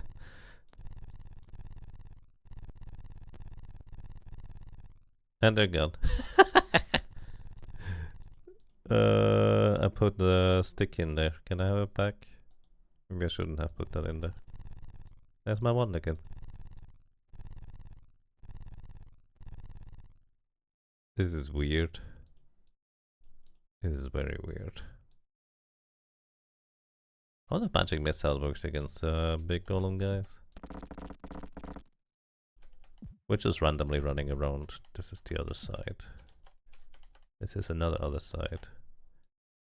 Orb of power. Wait, I think I need these things. Orb of power, orb of power, orb of power. This powers the oracles, isn't it? I think that's what the powers the oracles. Button.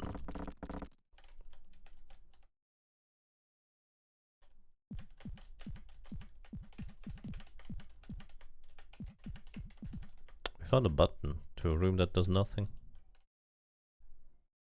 Maybe. Maybe I already got it teleported. Who knows?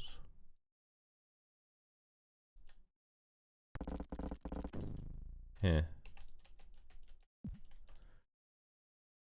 I definitely would like to have these orbs of power and then leave again.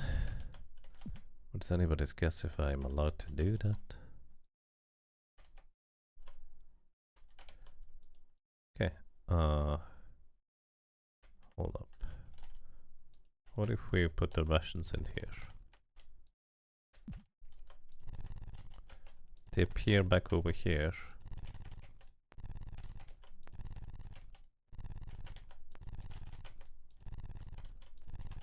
It's like a conveyor belt of sorts. Yeah, these definitely affect each other. It's like a conveyor belt of sorts where you can feed something in and it then gets spit out on other sides. Maybe it's just like a sort of carousel more like.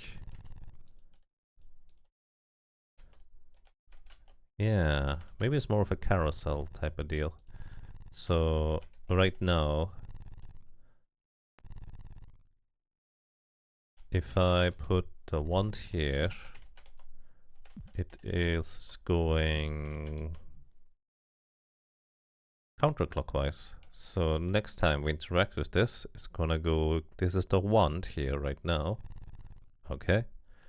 Then when we put something in, the wand is now on this side over here. Then I take it out, the wand is right here. And the wand is right here. Okay. Why though? It's like, it's a carousel.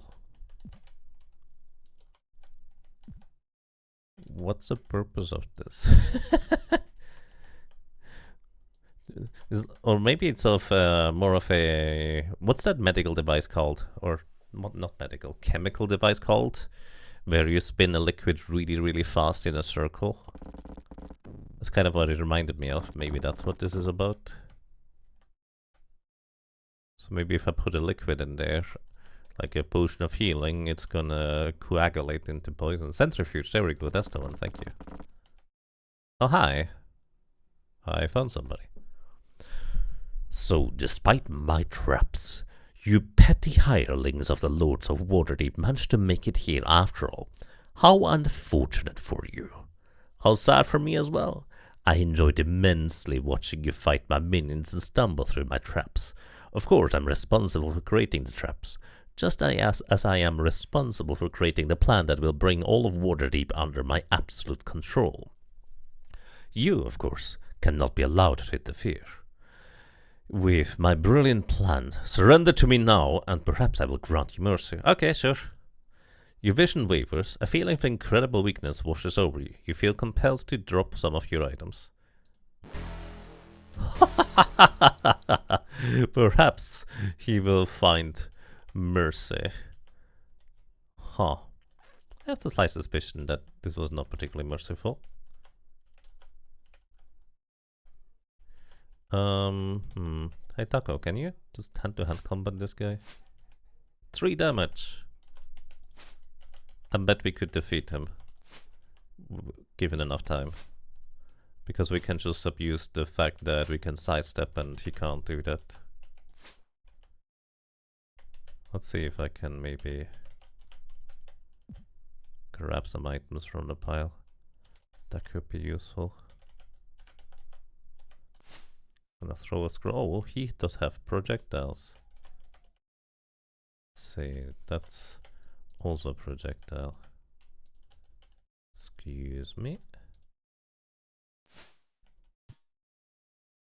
Let's see, bow, there we go. Do you still have your arrows? Oh, You actually have some of your arrows, curiously enough. We had them.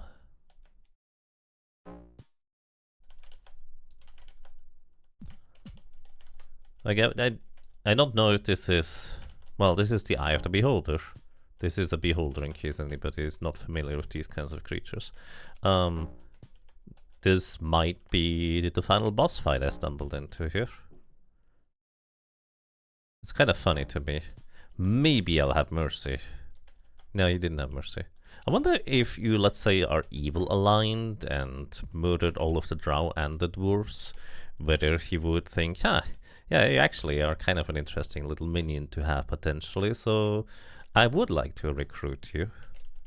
I don't know if there's any, like, conditional checking like that going on or anything like it, but it would be interesting. Let's see. Oh, come back. See if we can maybe fish out a sword. Okay, that's a shield.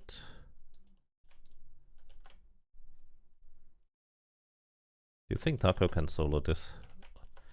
Okay, +4 slasher. This is probably pretty good. Might just take a while. Actually, you can use 2 swords, right? A ranger has no negatives. Oh, maybe... No, you can't have a sword in your offhand, apparently. How inconvenient. Oh. Also, we don't have a mage book right now, so we can't really cast spells either. The slasher is probably better.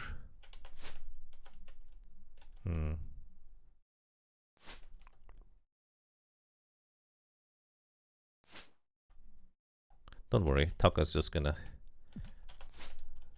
play Ring Around the Rosie with this guy until he wins. Maybe Taco is, after all, the hero that we needed. The snack that bites back.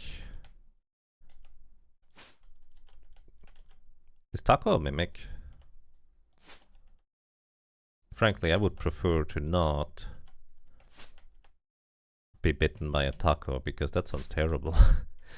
That would shake my trust into all of tacos. And consequently make me wary of eating ever any more tacos, despite them being delicious.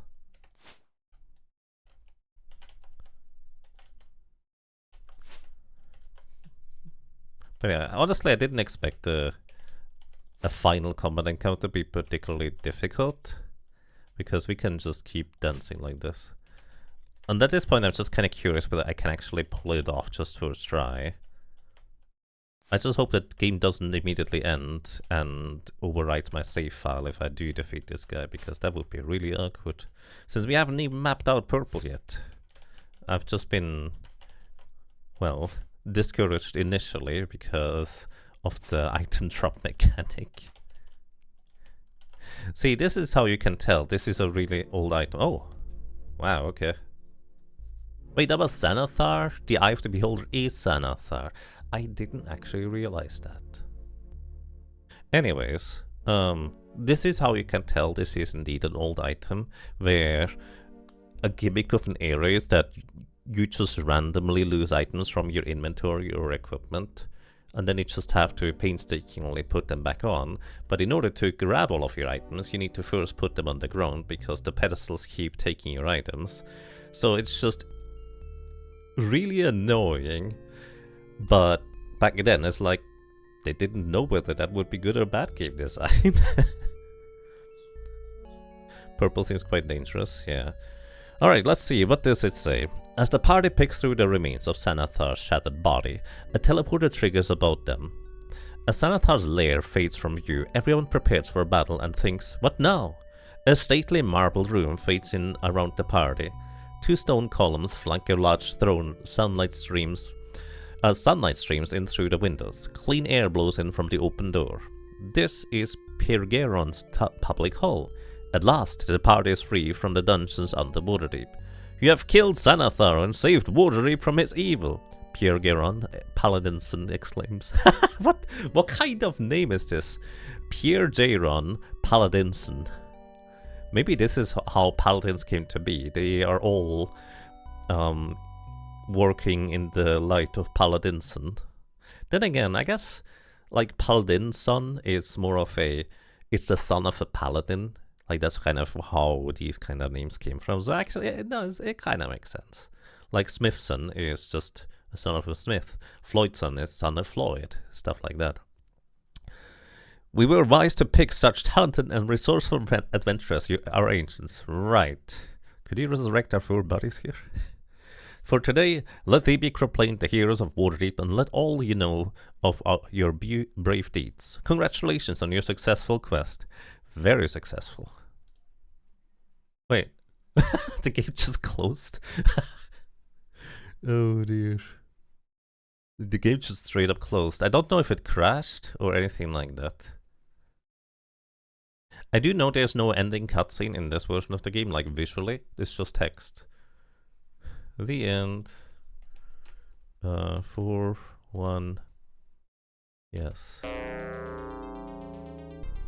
No, that is the end.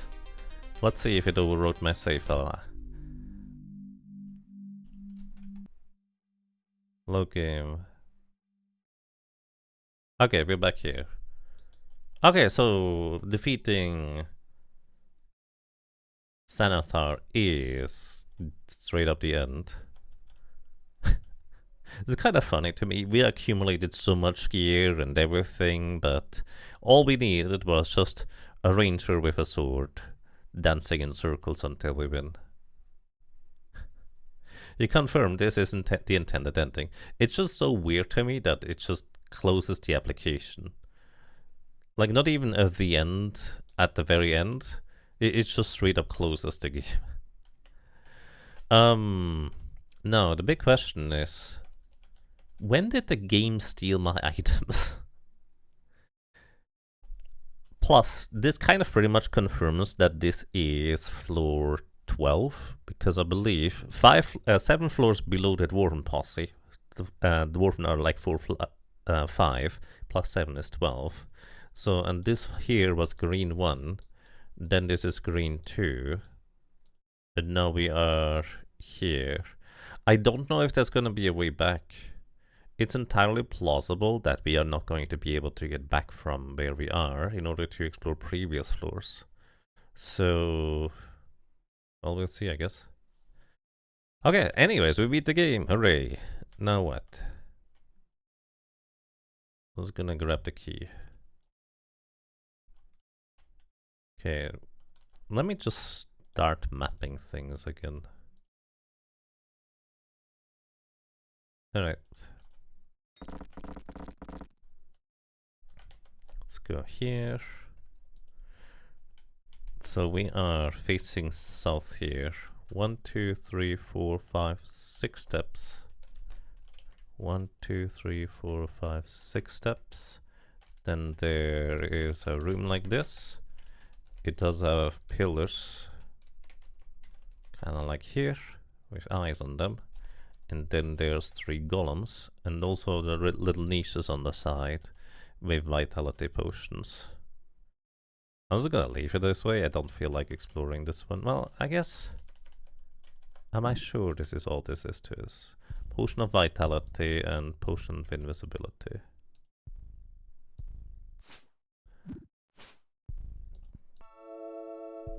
On to Eye of the Beholder 2. I think I'm good on dungeon crawlers for now. To be honest. Like, I enjoy this kind of slow crawl into what I consider to be a very mysterious old games.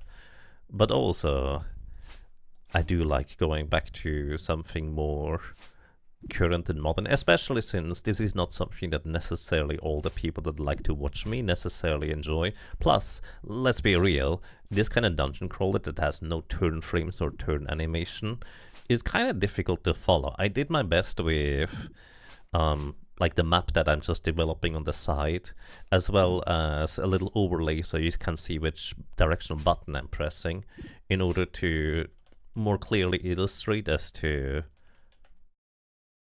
like where I'm going, what I'm tapping, and what I'm doing, right? But it's probably rather difficult to follow in a lot of cases. Righty. Potion of invisibility and Vitality.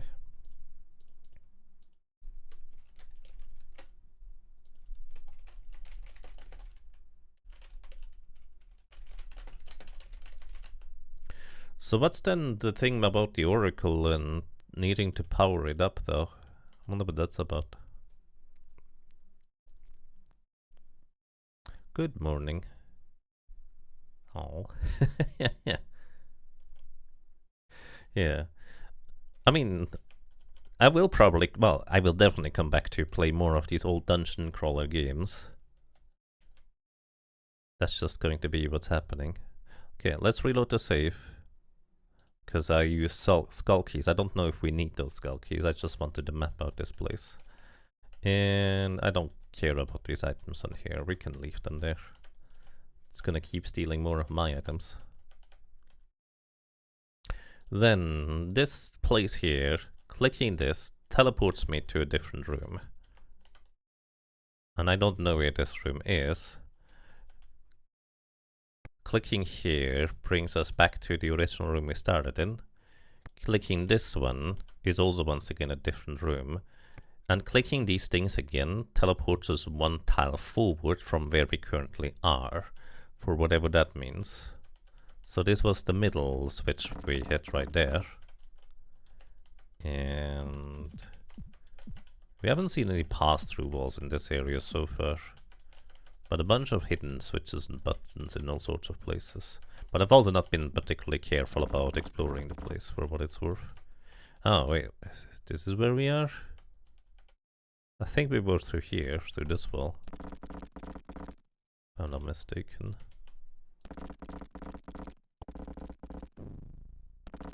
Don't close the door behind me. Wow, okay. This entire room here is full of pressure plate that closes all surrounding doors. How annoying. Just kind of taking a quick peek, trying to get the lay of the land, figuring out where the heck the beholder guy was. So this is one of these games which I could see you capable of beating this game within 5 minutes if you know exactly what you're doing. Maybe more, maybe less. It's one of those kinds of games where you could, if you know exactly what you're doing, get really quick, really fast. Okay, there's the orbs. Alright, let's reload. Plus, I don't actually know if the game steals any items whenever I click any of these buttons here. Like, is there more stuff on these pedestals now or not? I don't know. The speedrun of it is under 5 minutes. Yeah, I kind of expect this, because you can go really fast if you just press the buttons really quickly, right?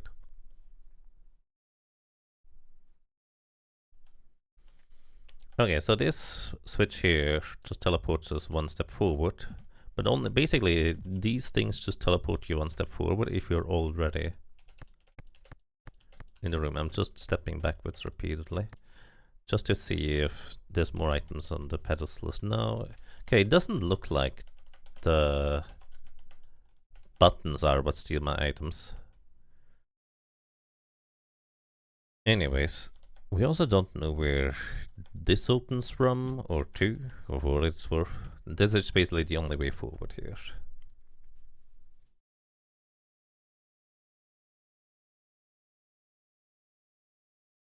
The final boss turned out to be kind of a joke, like Beholders in Dungeons & Dragons 2nd edition were an actual nightmare. Yes, I mean, they still are, realistically. But yeah, I mean, that's kind of expected, because if you think about it, this game was developed when the idea of somebody being good at video games was kind of a foreign concept. Like, everybody just played a little bit, dabbled, if you will. And the idea that somebody could get good enough to just sidestep attack and such. The clue book has like an entire section as to how you can get good at combat, as to how you can do these things more efficiently and use your arrow keys while you use the mouse at the same time, kind of thing. You know, like, this was not necessarily common practice, so I expected this to be not much of a challenge, physically speaking. Anyways, we need to find our way out of this place, so let's see. We're gonna just color code these. This button here gets us to here.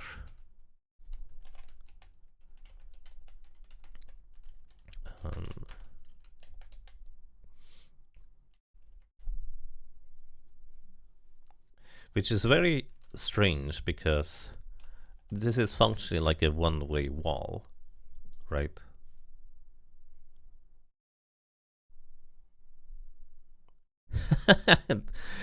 Forced the beholder to walk into a deadly trap where he gets crushed in one blow. You might have just accidentally spoiled that there is such a deadly trap that crushed me in one blow. Actually, you know what? That is not a surprise. Anyways, let's teleport. We teleported. Let's put down a Kenku egg here and see where we're going to be at. So we are in a, oops. Actually going to label this blue. We're in this kind of room. And of course there is a door that we can open over here. So let's try to find where we are relative to other places, shall we? We beat the game, you figured at that point. Sorry for spoiling. It's fine, don't worry about it. Because I'm kind of like, well, I guess I beat the game. But there's still so many secrets, and at least one more map to map out, right? But also, I have to admit, after I technically successfully beat the game, I'm kind of inclined to just be very open to spoilers, to be completely honest. Oh, this is fascinating. Look at this. This thing is missing like a pixel here relative to the other things. If there is like a button above it. That's fascinating. Sorry, just noticing small things. Let's continue mapping things. Basically, I didn't know how strict the game was going to be for how difficult or extreme I need to be in like keeping my resources at the ready in order to be able to complete the challenges. I don't know what the keys are for or whether they're going to be important for me to keep in the long run or anything like that, right?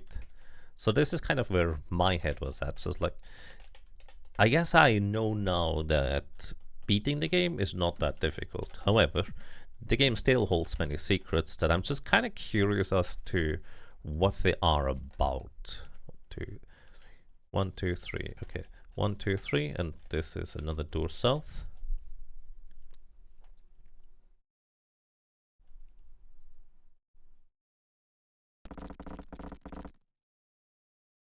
And we are inside a 2x3 room right here.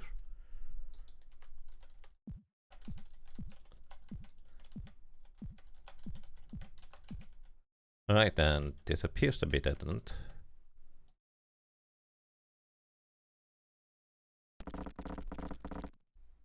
By the way, what was it called? The Dark Eye series? Realms of Arcania. Realms of Arcania is another old dungeon crawler RPG, which, from what I understand, leans a lot more heavily into role playing, actually. So you have various, in that game, you create various characters that have specific flaws and fears and stuff like that. And let's say you have a character that is greedy, he might not be able to keep himself from grabbing the treasure from... Oh, there's a button that we stepped on. Let's say if you have a character that is greedy, they might not be able to stop themselves from... Oh, you're stealing items?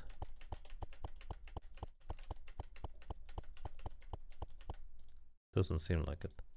Don't know what the button does. Anyways, in that game, your characters could just randomly decide to pillage or steal from a person you visit or grave rob because they are kind of compelled to do something like that, stuff like that, or maybe they are terrified of ghosts and just run away. So you have to go and pick them up in the tavern again. Actually, I don't know if that happens, but it's really good. Sounds like Darkest Dungeon in a way. More roleplay than Darkest Dungeon, I would say. Oh, that's fascinating. I've never seen a door with a switch after it. That's a new one. Something happened somewhere. Oh, there's a niche that opened up.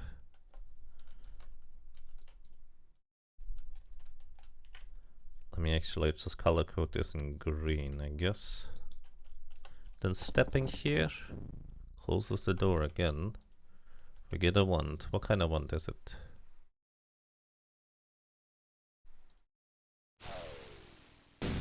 Wand of Fireball, alright. Wand of Fireball.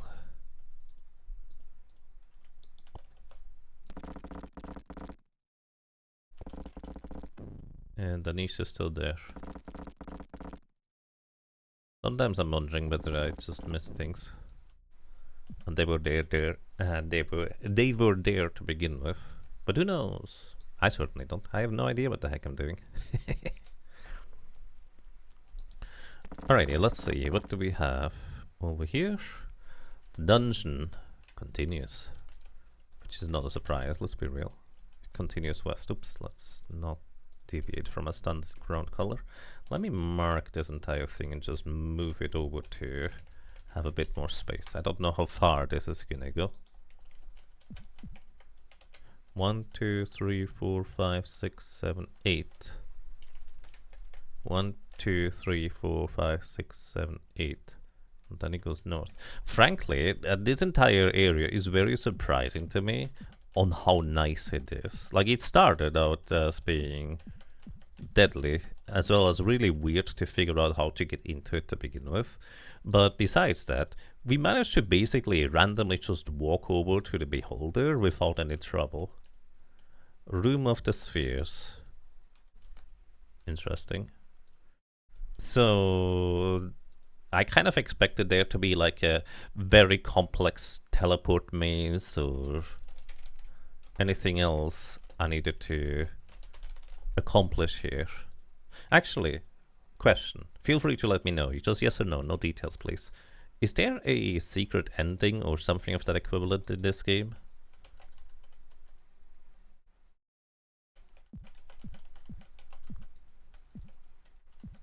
This Room of the Spheres does not appear to have any spheres in the room. Although there's little pedestals here, so... I believe, well, we might just need to go and find the spheres and bring them here, if I were to guess. Well, that's my guess anyways.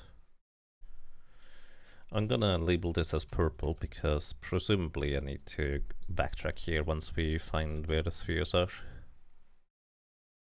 How did he end it the first time? I defeated the Beholder Xanathar by running around in circles and whacking him with a sword. I don't know if the details matter. Right, so this is actually the entire section here. So Kenkuek section. So let's go to... Well, I suppose we know this one gets us back. This one can now also get me forward. Right? Because we are in the middle. So this gets me to here if we click this one, right? How do we notate something like this? Well, actually, it's actually kind of simple. We just put a flail on the ground over there, and if I find this flail from a different direction, I know where this is, right? Because we see that... Oh, we see that there's like a room over there. I guess I can save. Because I cannot go back through here if I step forward. Is this another one of these? It is, actually. So this gets me back to the Kenkuek room. Which means... this is either the beginning? It's not. Okay, so this is the right-hand side then. There's a flail outside here now. Okay. We know where this goes then. Kind of. So this is going to be what I'll be labeling as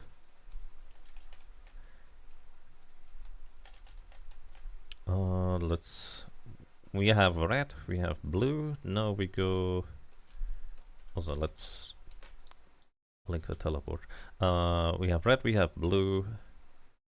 Let's go with green. Green is not the greatest of choices. But purple is not much better. That's fine. Right. Teleporter goes here. And I don't know where this thing is in relation. You know what? Instead of teleporter lines, let's just use numbers. We use ID numbers. This is ID 2. This is ID 1. This is also ID 1, but only triggers when we are in that room already. And this is ID 3. The colors and such are gonna be sufficient for me to realize as to what is going on, I would argue.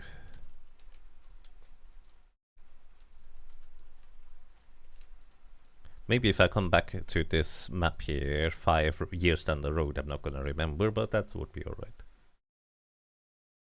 The answer to this is a soft yes. Alrighty, thank you, I appreciate that. That is fascinating.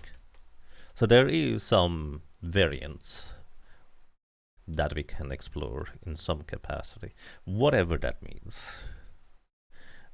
Okay, now before we leave this room and continue exploring, which actually, label this as purple. Purple means I need to go and explore this thing still. We are...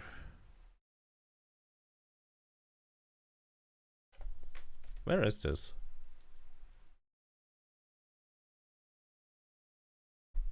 We are facing to the east.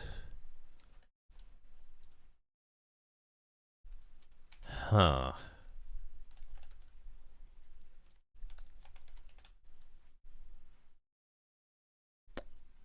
Okay. There's a pillar in the way. A room kind of looking like this, I guess, and beyond that I don't really know.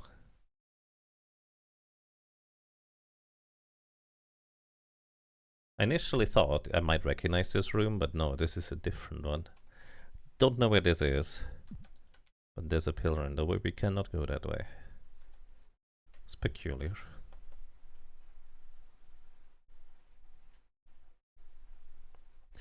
In this case, well, let us continue exploring over here. Grab our way markers back.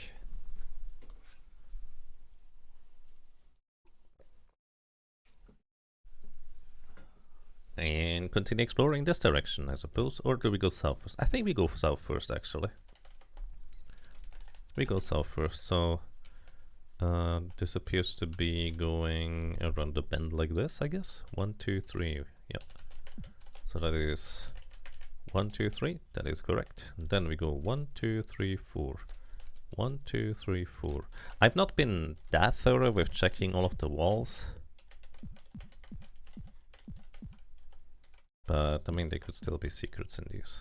Actually, I would be surprised if there wasn't at least some secret somewhere. But who knows? Actually, this door is mildly surprising. Well, not really. I was thinking this would be like a corridor or a passage through further. But apparently it is just like a little niche or nook over there then. Open sesame. Just a 2x2 room that does nothing, I guess. Unless there's a button somewhere. It's kind of peculiar. Like, I figured, considering how the entrance area was structured, I thought that sconces or torches or candles or whatever you want to call them would be a lot more common than they actually end up being, it seems. Alright, open sesame.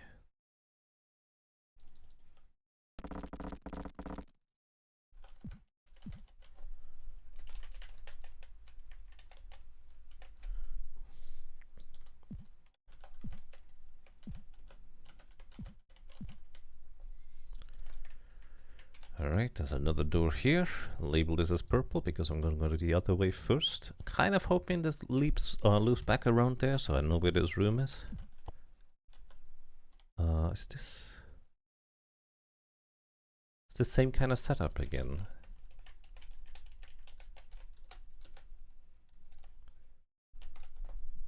It's gonna do the same thing. No, this one continues.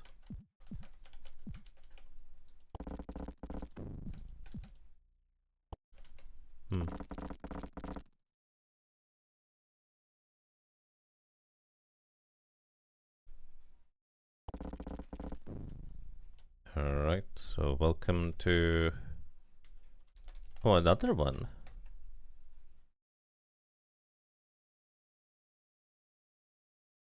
Huh?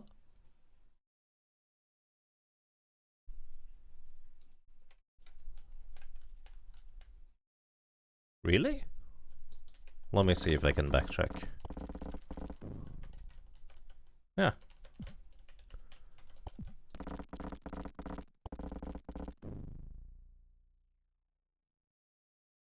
Oh, that's a bit surprising. Oh. Reeks faintly of smoke. Oh, this is just one of these things where you think, oh, well, this is another teleport room. But no, we're just gonna get fireballed if we hit these switches. But of course, I'm still gonna hit the switches because I'm gonna see if I do get fireballed or not. So we hit the switch and sidestep. I did not get fireballed. Potion of speed. Is this just haste?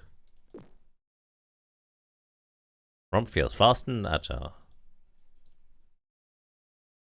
I think that increased your dexterity by 1. Okay, why not?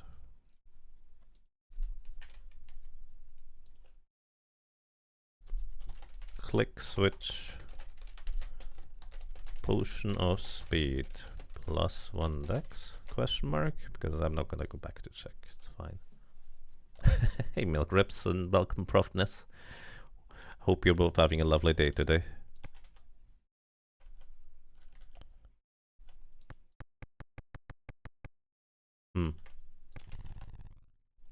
Egg. Orb of power. Okay. Kerger, you can hold on to this one. Well, that's... I expected fireballs, but apparently not. Orb of... let's see. Click, switch. Orb of power. So this is what we use to power up the oracle.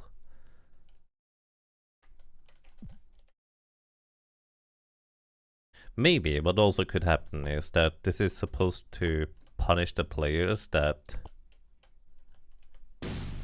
click the middle button because they think, oh, I'm gonna be smart and avoid these two things. When in reality, the fireball is just materializing out of nowhere anyways. Can we shoot an arrow? No. Well, nothing. Well, we can shoot an arrow, it just does nothing.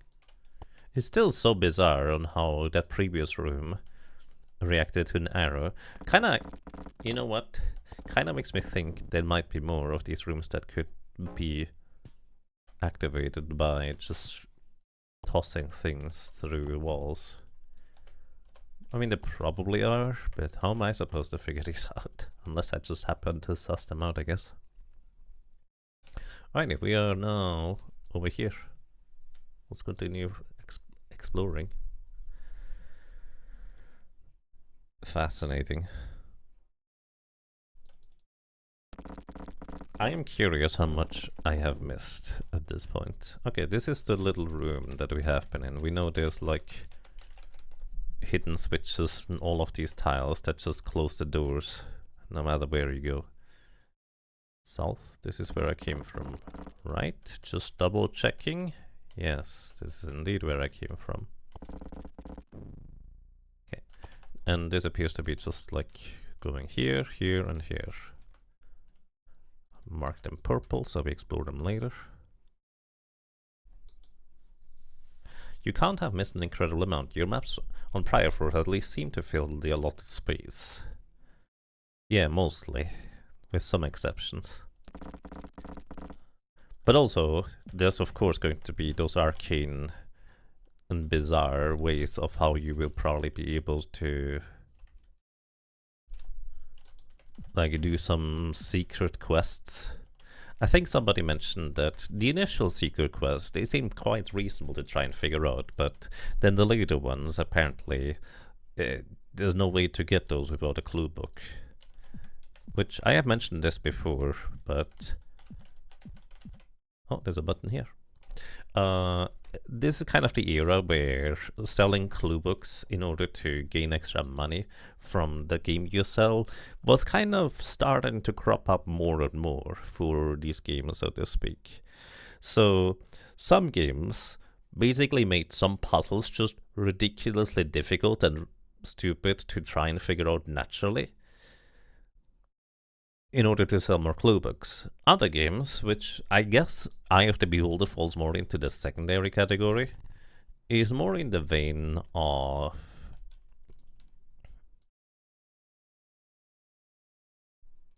you can get extra things if you buy the clue book by knowing about these little extra nooks and crannies that you would otherwise have trouble finding and such, which I respect. Invisibility potion. Invisibility potion. Okay. This is just ever so slightly darker. And to invisibility potion.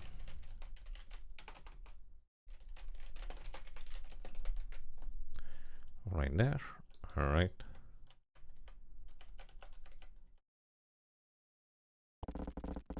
Alrighty, then we're gonna go explore here.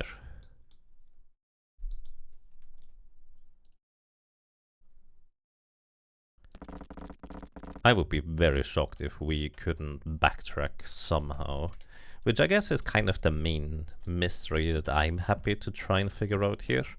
How do I get back to previous floors from here? Because surely these are the orbs I'm supposed to use on the oracle thingies. Like maybe the Oracle of Devouring and the Oracle of Wisdom, or whatever it was called, have different things that they could teach us. Okay. There is a keyhole here, probably skull keys. There's a locked door here. We're going to just save.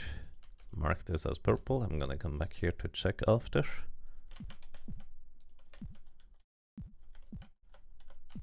And there's a door just here. That is to the east. 2 steps to the east from the door. Alright. And this is the carousel thing that we have identified earlier. Where there's just these niches that just go in a circle. These are really weird. I don't know what to make of them. Actually, I didn't do that right.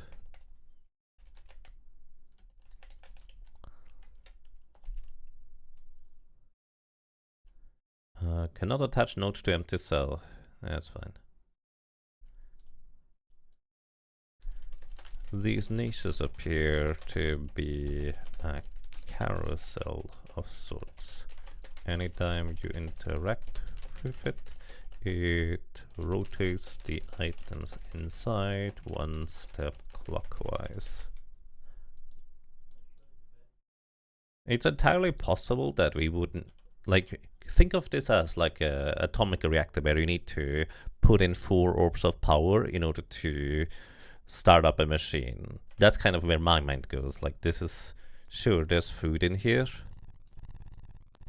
but what if we put like actually orbs of power in these things? Assuming there's 4 of them. We've seen like a little room with stuff in them, so I'm kind of curious on how accurate that could be. Just spitballing ideas mostly right now. So checking out all of the corners, this appears to be everything here. I've not been all that careful exploring the first time through, but I'm reasonably confident there's not really a whole lot else to this room for now, although there could be later. Again, filling this these 4 things with holes feels like it could be a thing. Wait, is this just 1, 2, 3? 1. Hold up, I didn't do that correctly. From the doorway. 1, 2, 3. 1, 2, 3.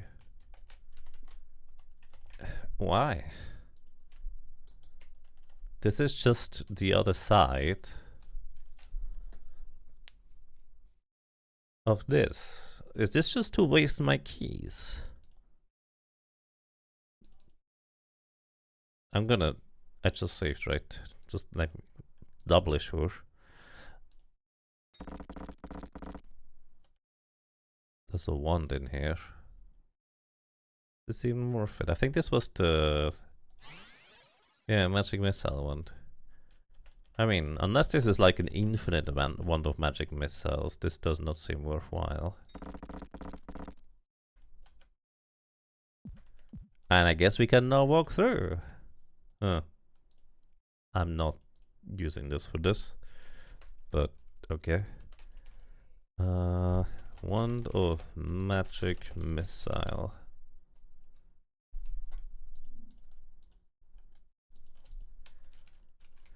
And these are indeed skull keys for these slots. Like, this just feels like the game wanting you to waste your keys so you can't get other stuff later. Like, that's kind of the impression I got when I went into that room with just a bunch of potions where the golems were earlier. 1, 2, 3, 4 until a junction to the west. 1, 2, 3, 4. And there is another locked door here. I think there's a keyhole here. No, it's just a switch.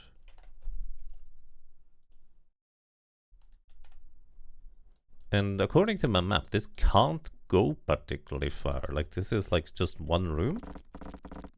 Yeah, that's just a golem guy. Hello.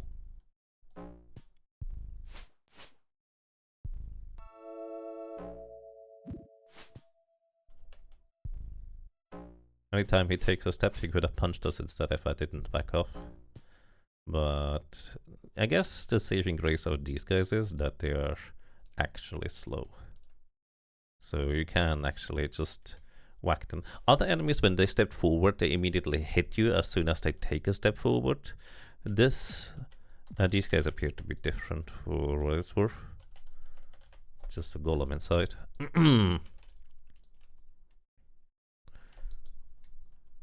So it's basically like a broom closet, except that the brooms are golems and stuff.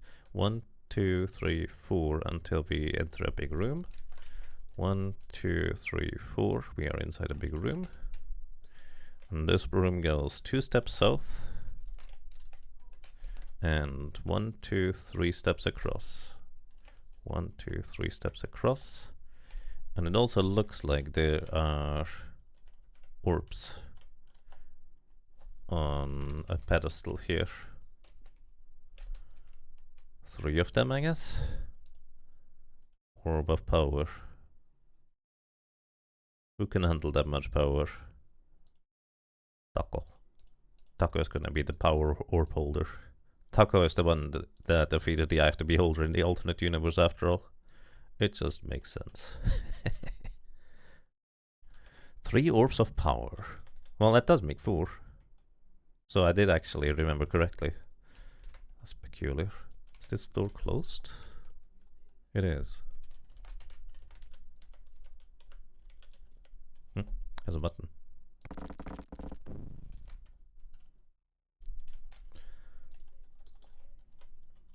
Gonna explore that in a second. This door is also closed. 4 warriors of light, each holding an orb. And that's a fascinating reference. Alright. 3 orbs of power. We are right here, right? So let's save. I kinda just wanna slot these in right here. I doubt anything is gonna happen during this, but who knows? No. I'm grabbing my orbs back. Where's my potion? Like I felt like 4 orbs, 4 slots right there. I could be onto something, but evidently I'm mistaken. I have to admit I don't think I've been particularly thorough with bumping into walls, so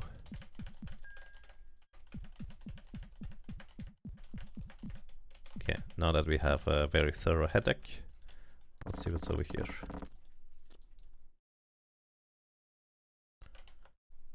One, two, three.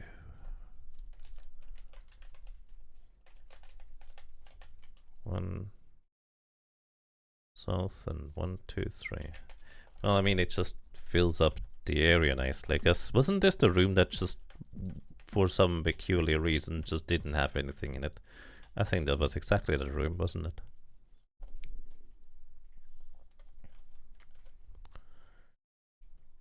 So...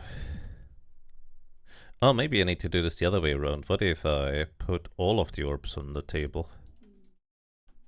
No? The door is not impressed. Maybe there's more than 4.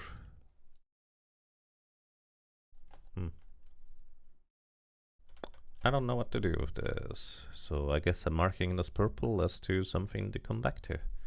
And we are backtracking to the previous location. Into this room and explore here.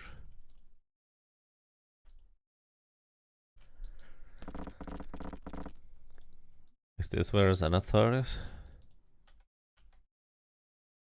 Oh, I think this is where Xanathar is.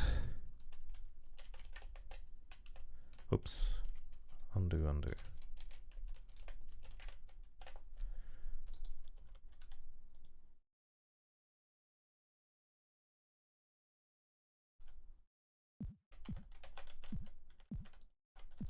Checking all of the walls. I'm pretty sure this is where Xanathar was.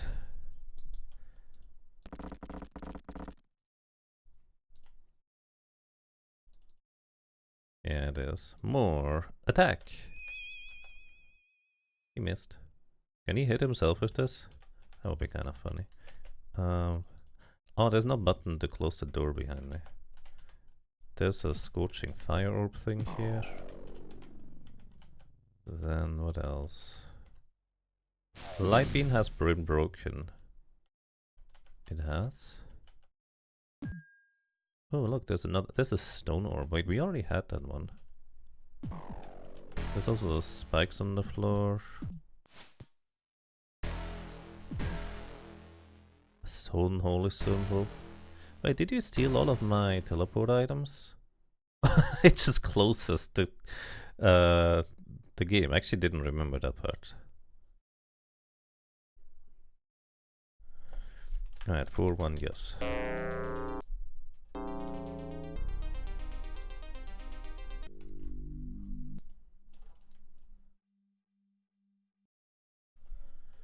So, does it just steal all of my orbs as soon as I do that? Or maybe these are his teleportation items.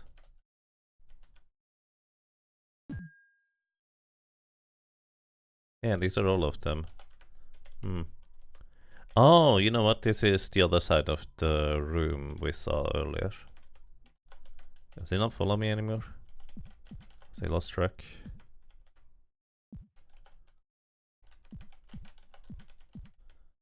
It's mildly surprising. Anyways. So we have a stone holy symbol, which we never found. We have a stone ring, which we do have. Stone necklace, which we do have. Stone medallion, which we do have. Stone sword. Stone thing. What's the gem? We don't have the stone gem. Or is the stone gem just any gem, maybe?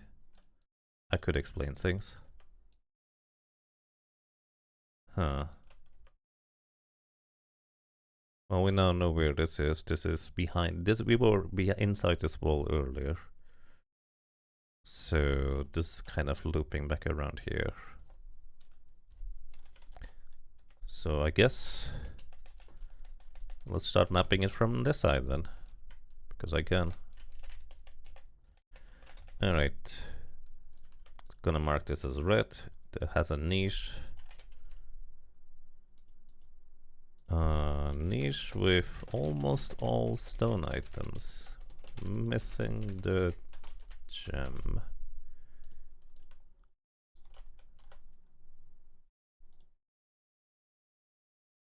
Anyways, Ilaria.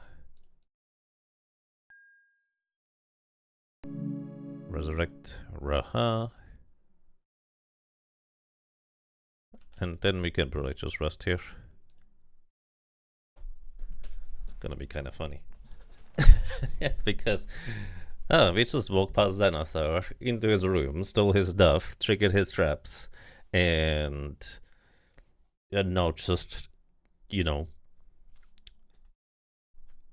cooking grilled chicken or gecko or whatever we find in these halls in order to proceed further afterwards. Kind of amusing to me, anyways. We are facing north here. The room continues over there. Let's see if we find anything to disable maybe the traps. I guess I could have put these things down in a more convenient position. Then this is a passageway here, where we take 1 step, 2 steps, 3 steps, 4 steps, 5 steps, 6 steps. Okay. 1, 2. Oh, hi. There's the big guy. Can't murder you either because you're just gonna be annoying. Goodbye. Hold up, I need to map out this room. Buddy, could you come over here? He has fireballs, of course. Did he just walk into his own fireball? Okay, this is 1 step left and north. I think it goes something like this. Right.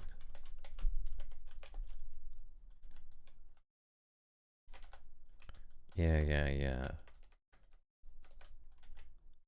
So I suppose this is like the trap speedrunners lure Xanathar into right over there somehow. How do you even do that?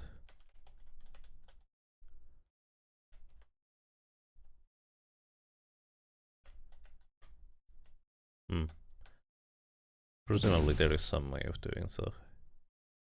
Okay. I stole his stuff. Now, what else is there to do? What else can I do? And also importantly, how does this entire area even slot into where we have been already? Like, this feels like the northeast corner of the map, but I don't know how accurate that is.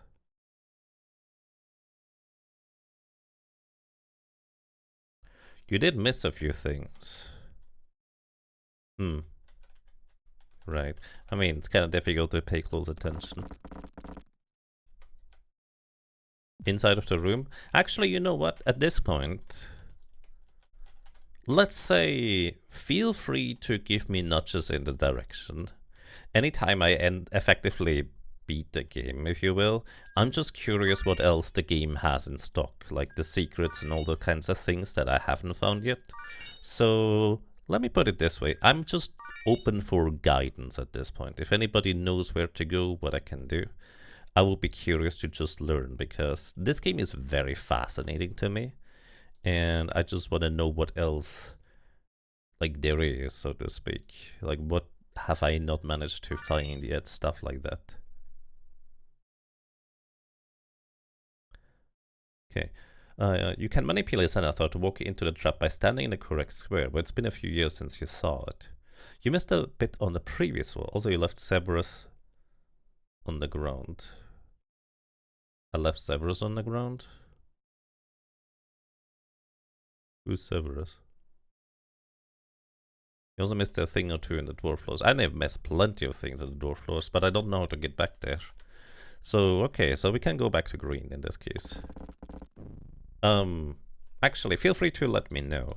Is there anything I can do to, like this door here seems fascinating to me. Is there anything I can do to open up this door right now, or is there something else I need to do? Then again, maybe if I bring these orbs back to the Oracle of Knowledge, I would know more. Did I finish the 2 dwarf quests? No, I did not actually. What was the second one? Finding an antidote was the other one. I don't think I found the antidote. But also, I can't, well, I don't know how to get back is the problem.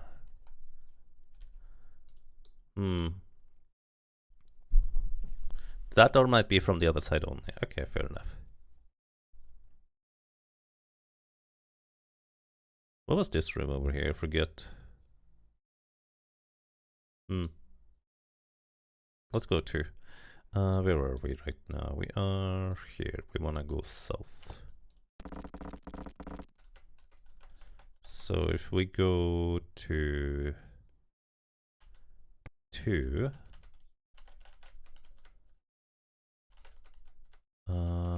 this was this place here. Do we need to place the orbs here maybe? Where's the orbs? Duckle.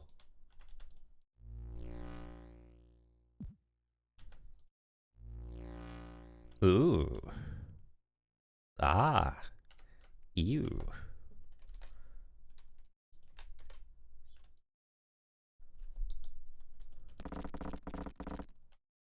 Hello, Sesame. Wait. Oh, it goes further to the west here? Well, that's unexpected. Also, yes, this opens from this side. We know where this is. So let me do this. And notate here. Place 3 orbs to open the path. So I only have 1 orb remaining. What even is over there? This is west here.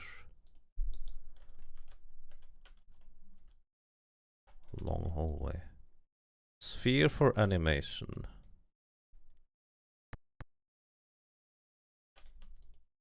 Potion for strength.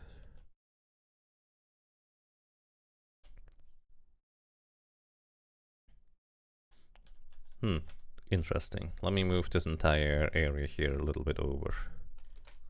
That's fascinating. We are... I mean, I know I'm not... well, I'm technically done, but practically I'm not really done, of course. So I'm just gonna continue exploring for quite a while. I would say you would enjoy Eye of the Beholder 2 more. It's the best from the series in your opinion. Fair enough. I think you need to explore the area you missed on 11 to return to previous floors. That would make the most sense, right? Eye of the Beholder 2 is much more linear. You don't have so much clinkiness with dropping down floors and missing things. Also more challenging. You would recommend making a fresh party for Eye of the Beholder 2 rather than importing your Eye of the Beholder 1 party. Why is that, if I might ask? For the challenge? Or is it just awkwardness with having parties from other places? Well, that's a fair thing to say, probably. Okay, and there's another one here. Then there's a switch on this wall. So then this says sphere for animation. This one says potion for strength. We literally have strength potions, so stone for substance. Maybe the stone items?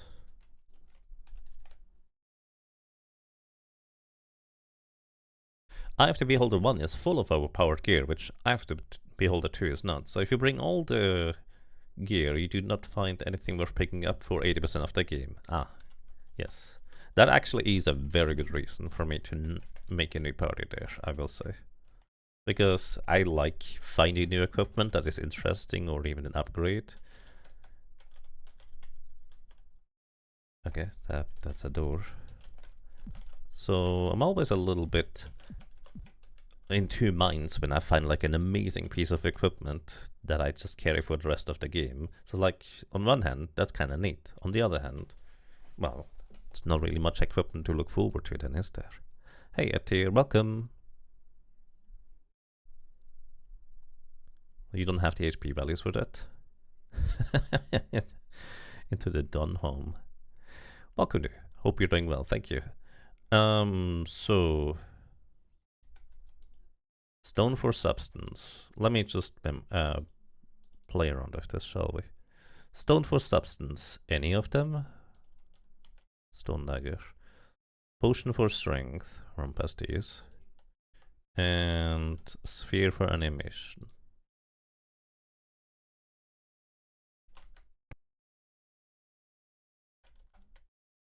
Maybe not that kind of stone. Maybe this kind of stone.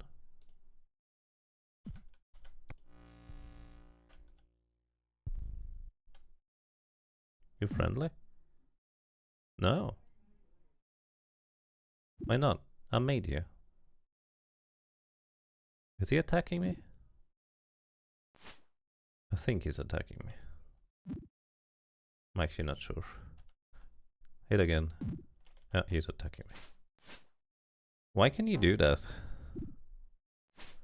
Well, maybe this is just more of a storytelling device where it's like, this is how the golems are created.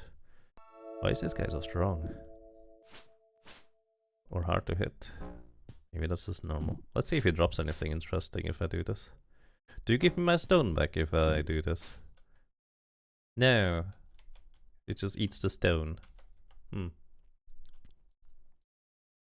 different stones have different effects, I wonder? Do different potions have different effects? Let's see. Sphere for reanimation. Wait, no. Sphere is here. Potion for strength. Make sure you use a invisibility potion. And we use the same thing we used before, just to see. Okay, it seems like we can use any potion. And I will assume that nothing really matters here.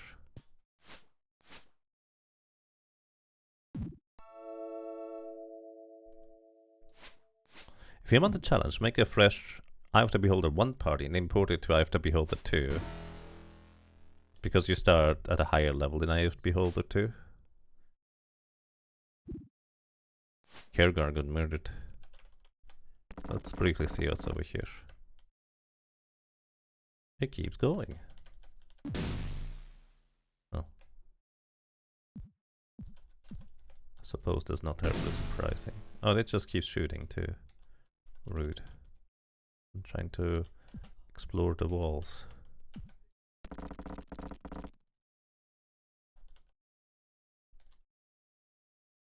Anyways, I'd like to have my sphere back. It's kind of peculiar. After Beholder 1 starts with 5,000 experience. After Beholder is 70,000 maybe? Something like that. I have no concept of what level that is, to be honest. How much experience do we have now? 177,000. So we would be much stronger then. Level 6, 7. 6/7. Fair enough. Alright. Let us continue exploring. We are sitting right here, so 1, 2, 3, 4 steps. 1, 2, 3, 4 steps. There is a door here that we can open, and a danger hallway, as well as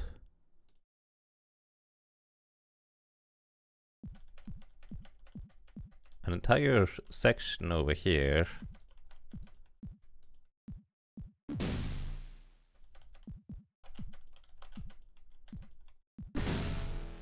that I don't appear to be able to interact with.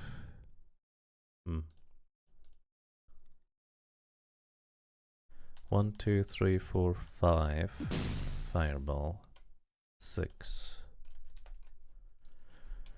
1, 2, 3, 4, 5. Fireball. 6. Let's see what happens if we manage to outrun the fireball. The torch guns right here that I kind of missed until now.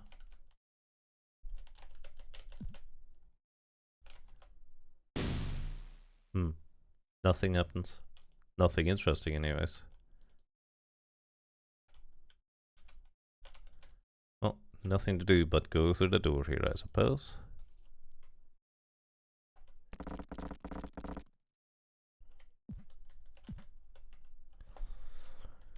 Alrighty, we are here. There is a path to the east, path to the south, and north. Wait, why is the south door already open? Am I in a location that I would recognize? Are we here? It's reasonably likely, isn't it?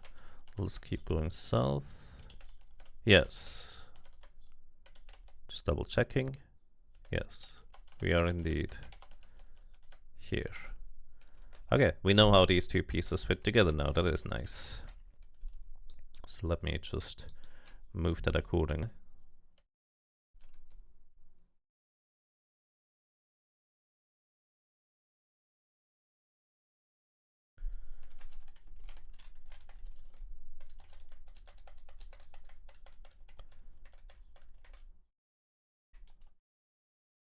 Like that. Suspicious place right there that I don't know how to interact with. Then this is a one-way door, and we have managed to piece together this part of the map, and we also have a good idea as to how the entire thing looks in general, so that's honestly nice progress, I would say. So let's move this over here. This is almost certainly the left-hand side of the map then.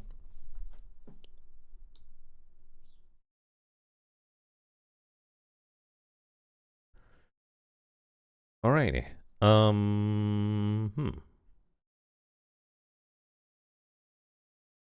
Like, there's probably more to this floor, but I don't know how to access any of it. Plus, I was instructed that there is in fact something I missed on the previous section. Oh, oops, I did the thing again. I was instructed that I missed something in the previous section, and let's go and backtrack to the previous section then. Time for another hero spirit mapping adventure with this mapping tool. I mean, it would certainly be an option. Although I have to admit, considering how far I've already gotten with mapping everything in that game, I will probably just continue using the spreadsheet instead. Alright, so I guess we go back.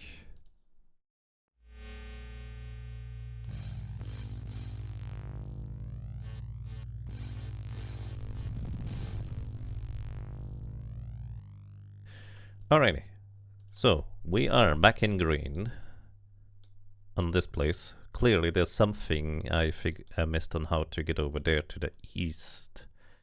But to what extent or what details I'm missing, I don't know. So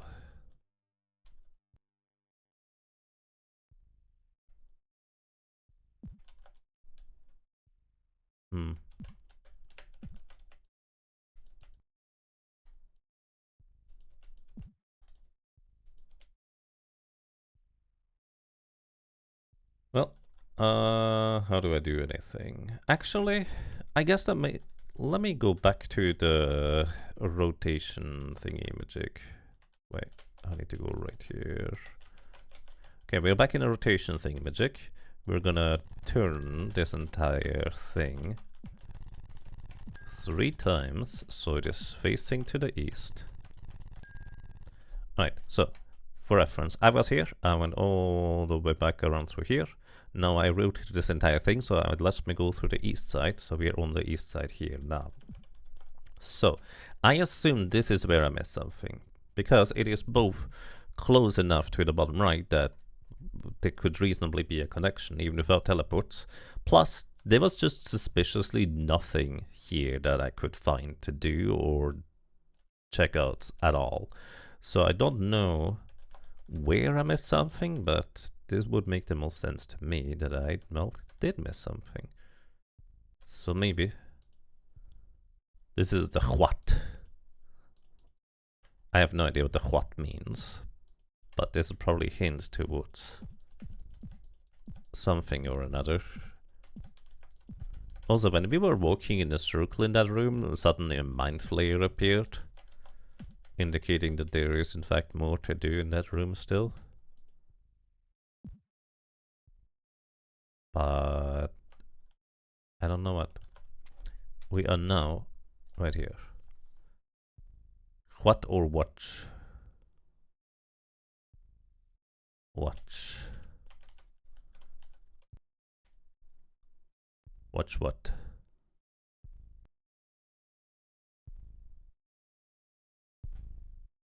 As usual. Oh!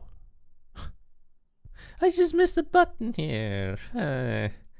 Alrighty, so this was before I realized that there were these other kinds of buttons too again. Found it. Well, kind of. Hello. I have absolutely no qualms of just using my wands up at this point because, well, I've learned that I'm technically now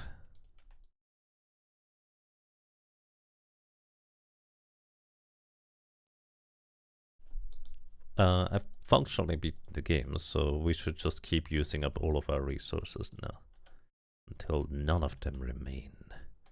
2 steps to the east. 1, 2. And it goes around here. There's a door to the south. And then also apparently over here, and this continues.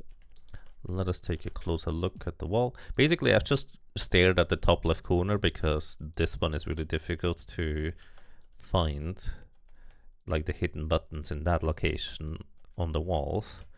But I completely forgot that there was a secondary type of hidden button in this area in particular that also exists. Alrighty, let me actually go and zoom in a little bit so you guys can see a bit better. We are right here. Hello. Oh, how inconvenient. Remove paralysis. Wait, did I not remove paralysis? Did I cause something else instead? I think I accidentally casted cure food. Ah, there's a key. What kind of key is it? A drow key. Oh, you know, actually that makes a lot of sense, because I was wondering, didn't I already have a drow key from a previous section? And we used up that drow key in order to continue. That actually makes a lot of sense now that it would be here.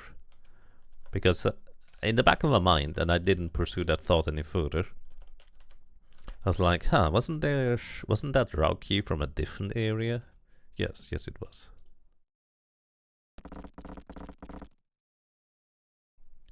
You just got back. Did you get stuck on some point of no return on Xanathar's floor? You saw you stripped in apartments when you had to step out. No, I didn't get to. Well, I mean, the point of no return is beating the beholder, Xanathar, and then the game just ends. I explored the room a little bit over there, or the map over there. This is where you find Xanathar. Actually, I mean, just Xanathar the Beholder. Also, weren't we supposed to use a wand in order to defeat Xanathar? Why can't I just beat him up? Oh well.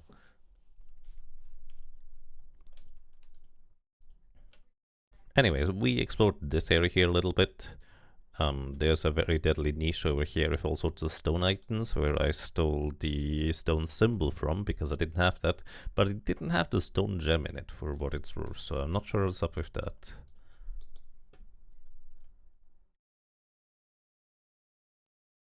Wand makes it easy, but you can still brute force it.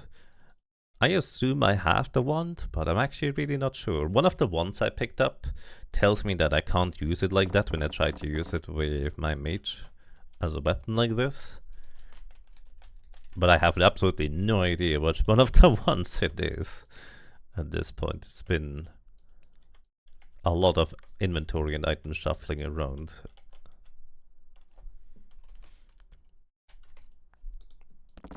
Open, tell me. Goes east and west. Let's go west first. Seems like it would be less of a thing over here. 1, 2, 3. 1, 2, 3. Then it goes to north. And another door to the west. Oops. Hello. Oh, is this the stone symbol that I was supposed to find beforehand and I didn't? Sir, you're kind of walking the wrong way. This guy has a lot more HP than the previous ones. He got luckier on his HP rolls. Oh, there he goes. Yeah, there's the stone holy symbol. We have 2 now.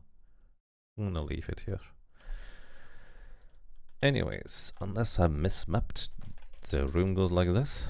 There's a stone holy symbol here.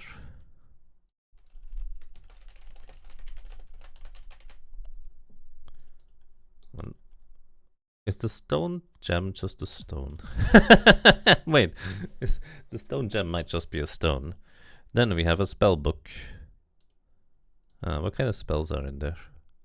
Oh dear, which one is which? This is your detect magic spell book. What's in this one?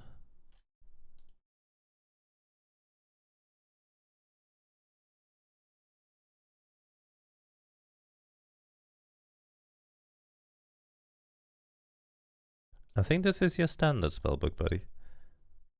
What about this one? I thought spellbooks had like specific spells in them. No, I guess it's just like a generic item, the spellbook. So, bracers, are they magical? They are actually.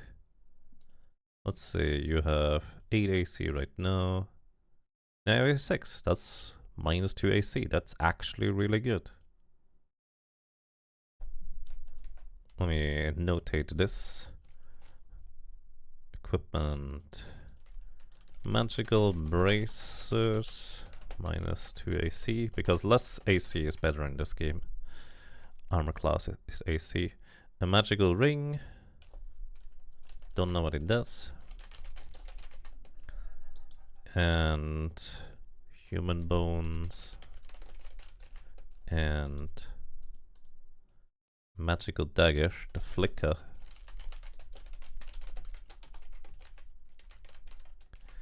And ropes.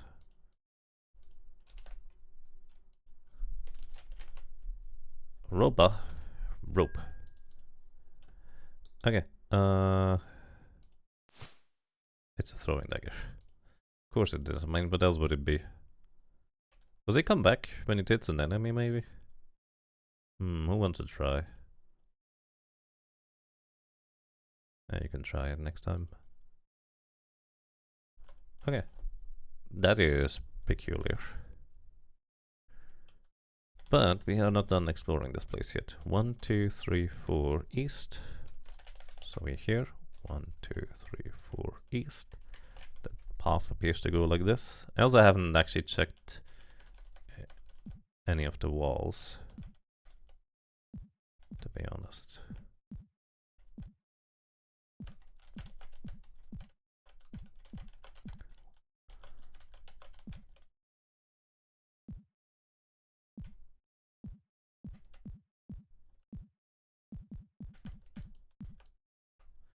Right, anyways.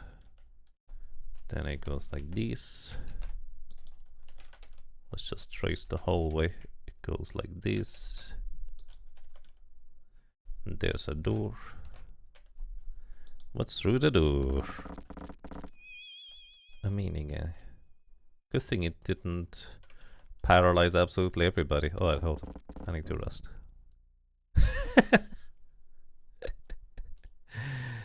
So funny. Hello. Please don't do that again. It was very inconvenient, not gonna lie.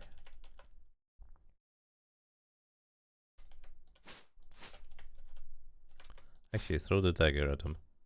Okay, it doesn't come back.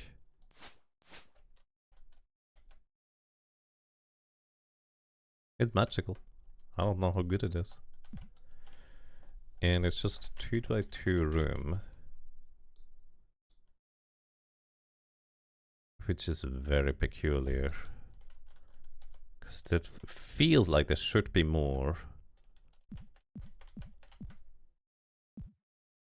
in one of these areas.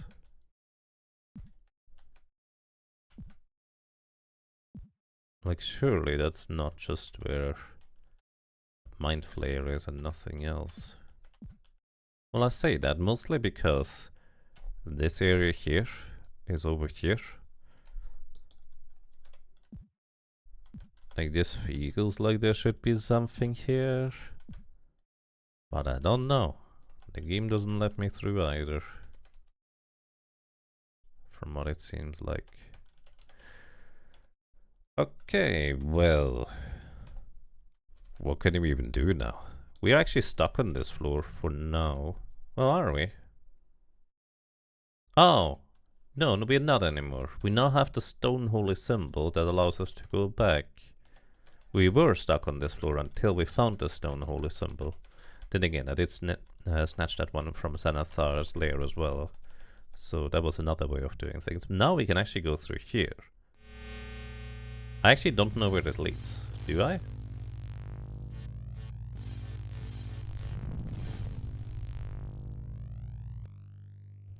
To the drow floor. Oh no, I do know where this is. Okay. This leads to drow area over here.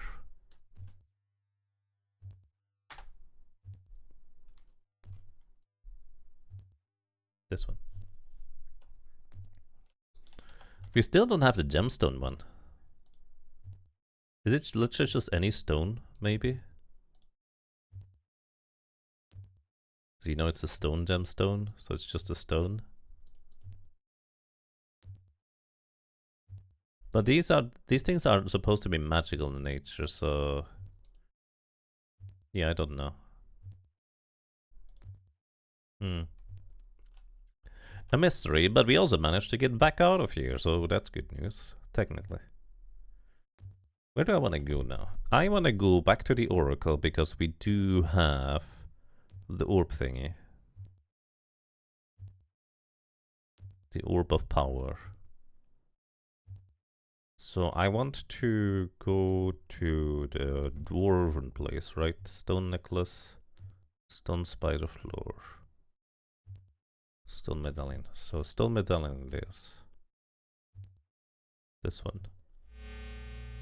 This should be one floor below where I want to go. Wait, hold up. That's actually not where I want to go then. I think the stone necklace is... No, never mind. This is exactly where I want to go. This is exactly where I want to go. Alright, we are all the way back on floor 4. All the way up here. And just to the east over here is the Oracle of Knowledge. So I think we need to power this one up, if I'm not mistaken. So what happens if we try that? Zing. Now what? It makes a nice sound, so something happened somewhere. Ah, there we go. So, okay. This is the thing I mentioned last stream, where I accidentally spoiled myself on certain things. Is that last stream or was that before? I don't remember the context, but unfortunately I shouldn't have looked into certain pieces of, but I was just really curious. But this now identified all of my items. So now we have braces +2. We have a Night Stalker +3 sword. We have a Adamant Head Longsword +1. Flail. Ring of Adornment. What the heck is a Ring of Adornment? Ring +3. Ring of Featherfall. Cursed Plate Mail of Great Beauty -3. I knew this was a terrible armor, but it's kind of peculiar that it allows you to take it off. It has like terrible armor, aka it's a plate mail, but it has 3 worse armor than it normally is supposed to have. Is it even a real oracle if you don't need a bottle? Yeah, I mean, an orb is kind of like a bottle, right? Anyways, we now have all of our items identified. Slasher +4, we already knew that. Dwarven Shield +1.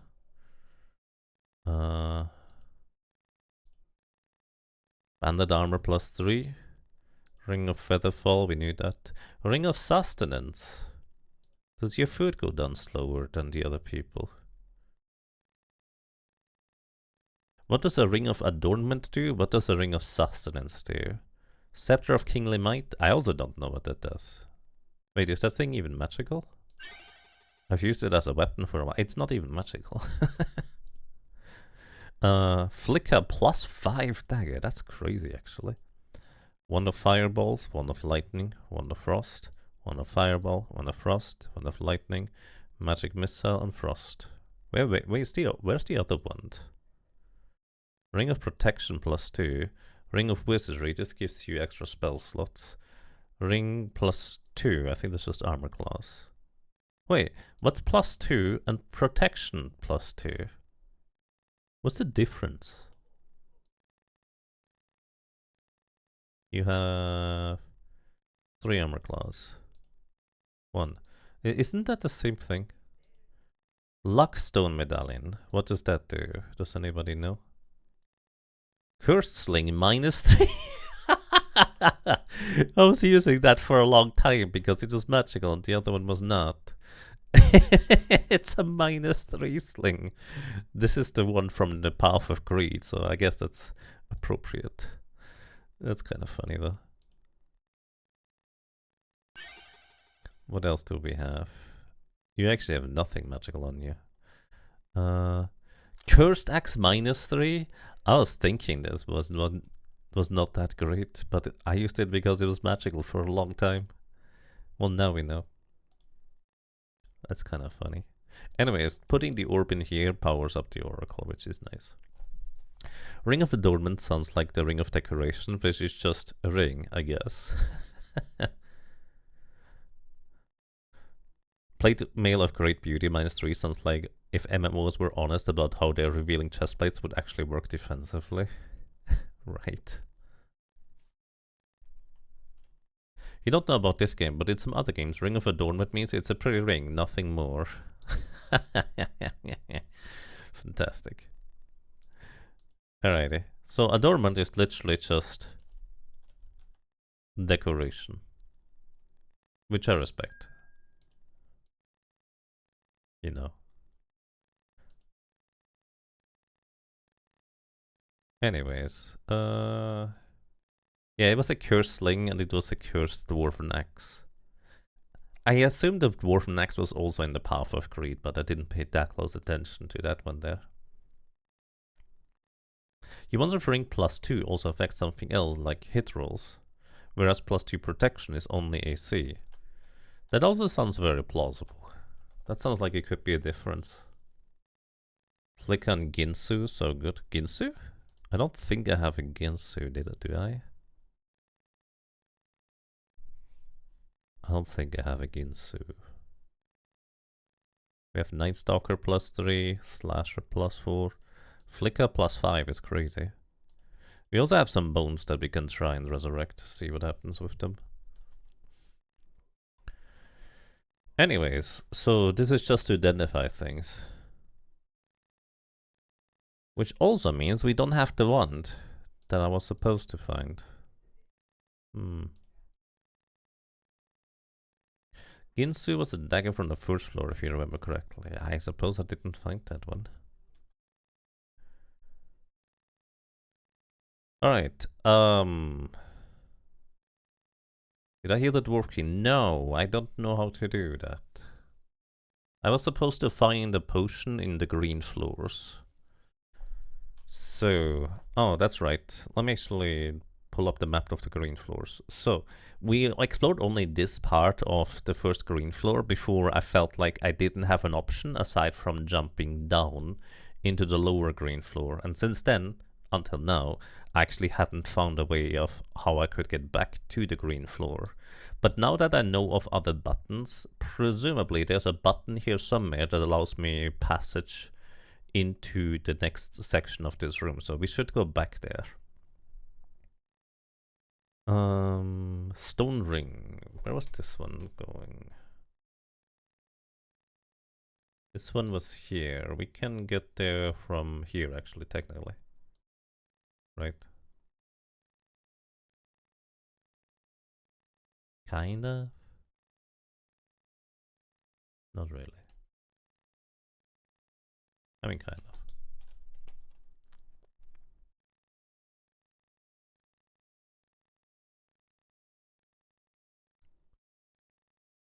No, you already found it. You didn't drink it, did you? Oh. Probably drank it. Because it said potion of vitality, didn't it? Or what was it called? I did drink a potion that gave from +1 dexterity. Did I make a golem of it? No, I reloaded after making the golems. It's called Dwarven Healing. Oh.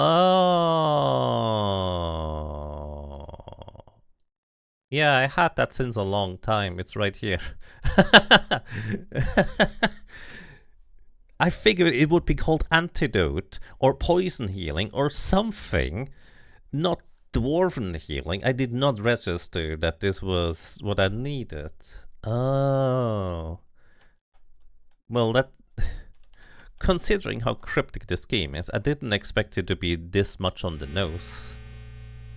Healing but for dwarves, evidently. I genuinely did not realize that this was what that was about. So I had that potion since a long time. I just didn't know about it. And I don't even remember where I found that. I don't know if I marked it down either.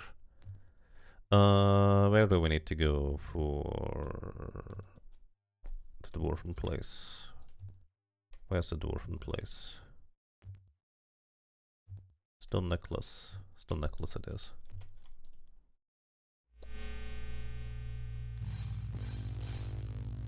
It heals dwarves. Dwarven healing. What's the issue here? I expect, like, if you do...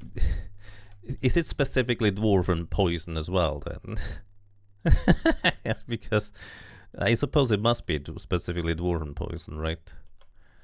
Anyways, it turns out Kiergar, the prince, the son of the king, had that in his inventory the entire time, and he didn't say anything about it. Also, funnily enough, ever since finding this, I just never went back over here. This should awaken the king! You exclaim as you give the potion to the cleric. Skeptically, the cleric administers the potion.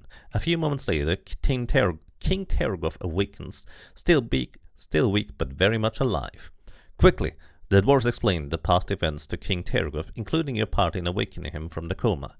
Grateful, the king thanks you. Brave adventurers, you have saved my life. Please accept this, our most precious gift. I can tell you little about it, save only that it will aid you in your darkest hour. Wand of Slivius. Oh, it's not Sylvia? Hey, that's the one I needed in order to murder the big guy. Okay, we found out... Okay. This is the thing that you need in order to defeat Xanathar, at least. The thing that's the one you need in order to defeat Xanathar. You thought it was Sylvia's all this time? Yeah, apparently it's Slivia. Maybe it's supposed to be Sylvia and this is a misspelling, because I also read it as Slivia when the mage guy that attacked us told us about things. Healings for everyone. Elven healing though, elves only. Gatekeeping potions. It's on the floor 5. You can just walk west from the Oracle and fall down a pit. West of the Oracle. And fall down a pit.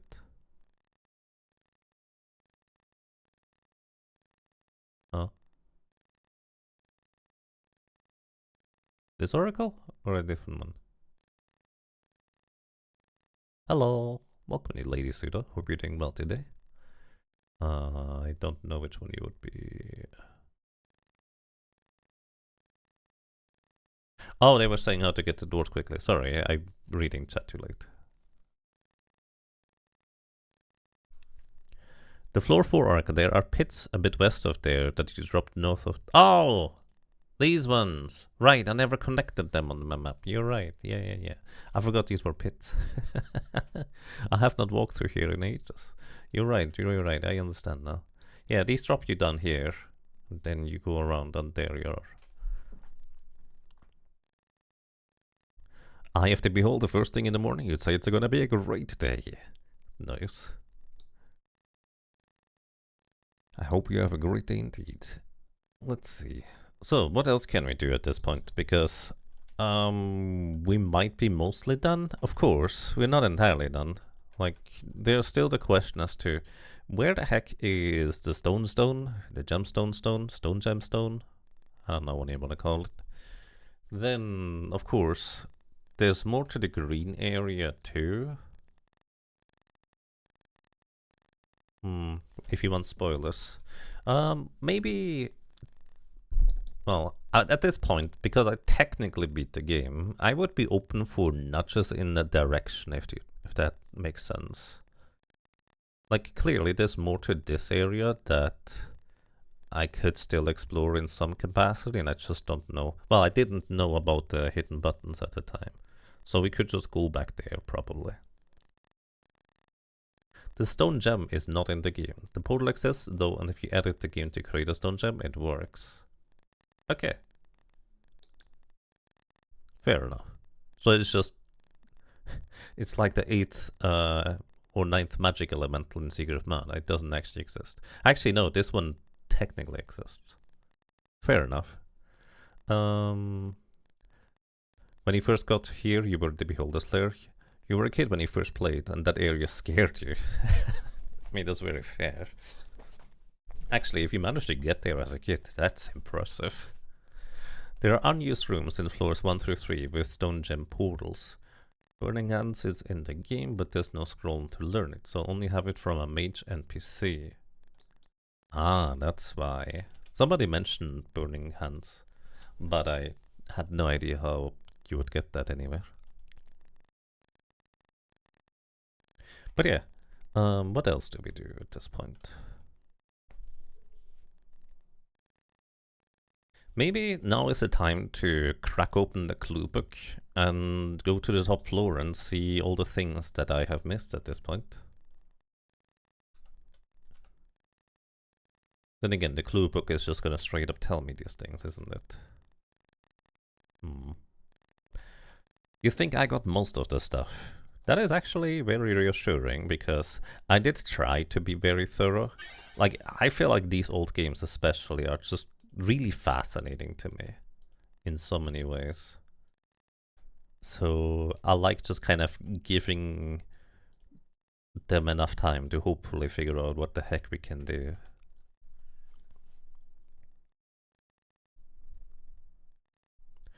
The +3 sword I have is something you missed in your first playthrough as a kid. Same as the +3 axe we both missed. Did you find the magic halberd? Probably not. Maybe I did. Admittedly, I don't think I checked every halberd for magical properties, so it's entirely possible that I just missed this. What happens to the Oracle of Devouring if I feed that thing? Uh, what happens with the Oracle of Devouring if I feed it the orb of stuff? The Kenku eggs are used in 3 different locations. Oracle of Devouring, IDs, but eats the orb. Ah, okay. So that mystery is solved too. I was just gonna go and check. But it would have just eaten the orb. I wouldn't know what it did because I already ID'd my items. So that's fine. Yeah. Honestly, I think, actually, let's just say, anything you know about this game and you'd like to tell me about, feel free to share it at this point. Again, kind of like before, I'm just happy to learn about this game and its weird mysteries and strange behaviors. I think I have done a lot of dungeon crawlers and I made some very satisfying looking maps overall, but of course there's also feels like a huge portion is missing here, but it's also entirely possible that it might just be nothing as well, right? It is a dungeon crawling game. The first release was buggy, you could hold armor in your hand and it improved AC like a shield. Yeah, I can see how that would happen programmatically. I understand. So Ginsu was a dagger on floor 1, where you put a dagger on a shelf with a scroll and gives you back a +4 dagger. Ah. It's actually entirely possible I found that dagger, and then I didn't realize that it was magical, and just threw it away or something. It was the first special quest. Okay, so I did not actually find that, I'm pretty sure. I'm reasonably certain I did not get the first special quest. That's interesting.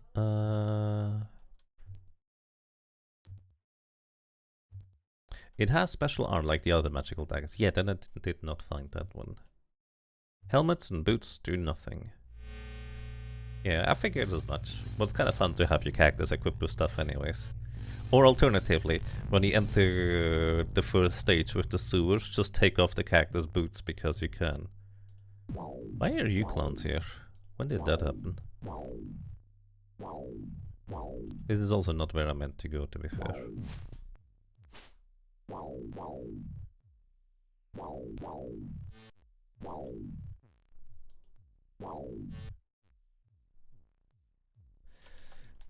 Anyways, this is not where I meant to go.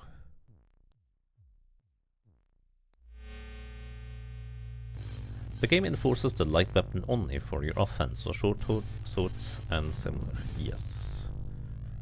I'm mostly using it as a secondary storage for some characters outside of shields. But somebody also mentioned that, like the manual says, that if you attack some enemy with your offhand, your accuracy is reduced unless you're a ranger, which is why we picked a ranger to begin with, but apparently that doesn't work, right? Alright, let me pull up a little bit. So, for special quests, is also, so the Ginsu dagger is special quest on floor 1. The second floor special quest is putting its daggers into the wall symbols, and 4 of them gives rations. Third floor was removing the 4 blue gems. I did do that one. Fourth was chain you pulled. Yes, chain pulled, and specifically you need to have picked up the key already, as well as the wall being over the space that had the key. 5 was the pantry ration. Yes. Clerics can work around this by having their offhand empty and casting Flame Blade, which is a pretty good damage. Oh, you can have Flame Blade in your offhand. Interesting. You had no issues hitting things with both hands? You can tell you them all, probably. Floor 11 is awful, and whoever made it should be flogged. Wow. Kinda rude. What was floor 5? 6 was the halberd. I think you put Kenku X in the nest. Ah, I know what this is. Below Kenku Nightmare? No, not the other one. Kenku Nightmare. I think, yeah, you put a Kenku Egg in the nest. So there were 3 uses for Kenku Eggs. One is for the Oracle of Devouring, was it?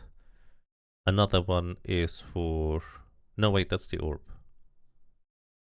This one is for the magical halberd then. put it in a nest. The ring. Do we have the ring anywhere? Can I go back there? Not easily.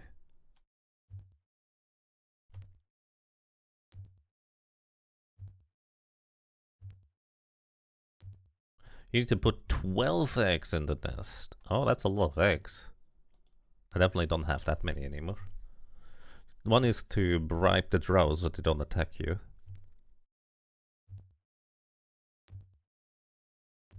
Pro tip, don't accidentally eat the eggs. I actually didn't eat any of the eggs. I just tried whether I could eat them and it worked, so, and then I didn't because at that point we already had the fill stomach spell. So it was not a concern anymore. Honestly, when I started playing this game, I fully expected having to restart the entire game anyways, because I was gonna run out of rations at the snail's pace I was going, because I was not gonna find enough rations to keep my characters fed and everything. There's also a few other ones that I'm kind of wondering about. There is, on one of the drow floors, this part here, the Hall of Thieves. There's like a bunch of niches. One has a potion of poison in there, or a cure poison, and at the end it says thank you. What's this place there? Does anybody know that? Does it do anything? Or is it just there for decoration? Another one is, on another drow floor, there's these pits that open, where you can throw stones across in order to open and close the pits, as well as open and close the pits by stepping onto these things. What is that about? Because that is kind of bizarre, and I couldn't figure out what the heck to do about this.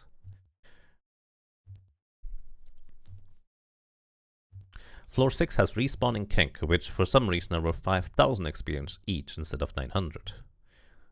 Also, if the floor has hit its enemy cap, you get experience whenever another would have spawned, so you can level up the party by just walking around floor 6. It does get very laggy though. That 4-pit room with buttons and floor plates was unfinished, you think? Okay, so this is just nothing. Interesting. What about this room here? This is floor 8, I believe. How do you get there? I guess I'm just gonna look up maps at this point. Eye of the Beholder. Oh, actually, what was the other thing that I could do in order to finish the game now? When you said there was like a soft yes for finishing the game differently, was it because I needed to defeat the Eye of the Beholder with the wand instead of just whacking it a bunch with my sword? Was that something about? The wand of Slivius pushes him back. That area is accessible from a pit above. I never tried these pits, have I? Oh, it didn't occur to me. See, this was before I started marking everything with purple that I need to still explore. These are here. Okay, that solves that mystery. I'm a dingus. Who would have thought? The one the Slavius pushes him backwards is a beacon. Oh, I'm supposed to actually use it for things then. Oh, okay. Hold up. Let's go back to the Beholder then, shall we? You know, oh. I was wondering why these rooms look like this. Like, Xanathar is right here, so you push him back, then you push him back, and then push him back all the way here. Don't you?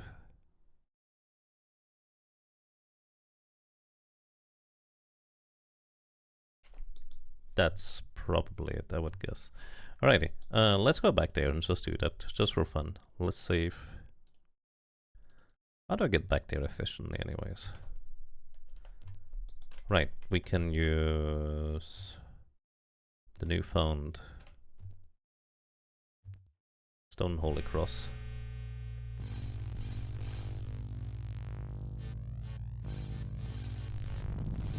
And I assume that's just like a lot of little areas here and there, nooks and crannies and secrets that I happen to miss. But I imagine also the ones you guys have now mentioned are kind of like the most important ones, the big ones, if you will. We're facing east. We want to go south. Right. Because at this point, well, I have been reasonably thorough, I suppose. But we also have learned about how many more things there could possibly be. Where am I? Oh, we're facing east, then we go south. Wait, too far. West, south. Then this is the room where that leads us to this place. Orb.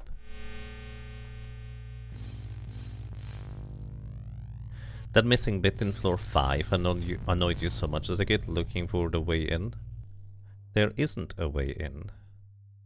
But there are spiders in there to make you think there is. Well, that's just mean. Floor 5, you say. Let's see. The Dwarven Posse room? This place? Or is there maybe a room here? Or maybe here? Yep, you can hear them. I definitely heard a lot of spiders through the walls. Admittedly, at that point I just assumed the spiders just respawned. So I wasn't terribly impressed. But yeah, this is kind of why I'm so fascinated with these old games. They have such strange design to them in so many ways. Anyways, we are now here. So I guess I can just go up and around to get back to Xanathar. Alright, we go west. I'm so surprised that this floor here is so easy.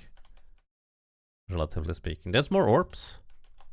I can get more orbs. I didn't realize these would respawn. Huh.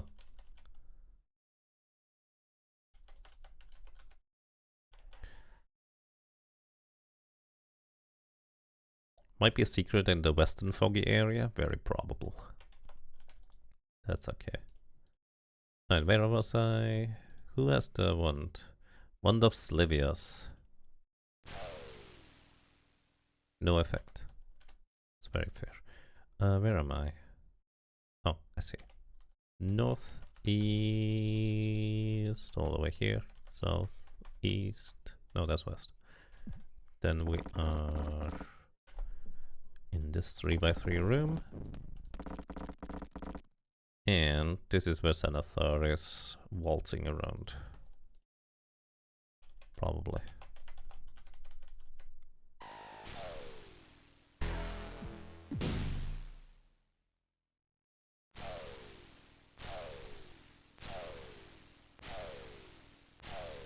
Oh, I clicked the button, huh?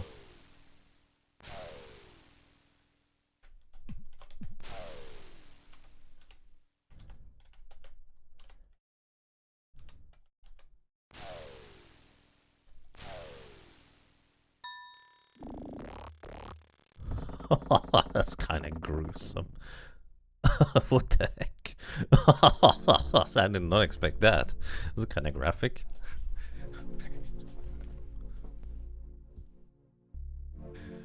Alrighty.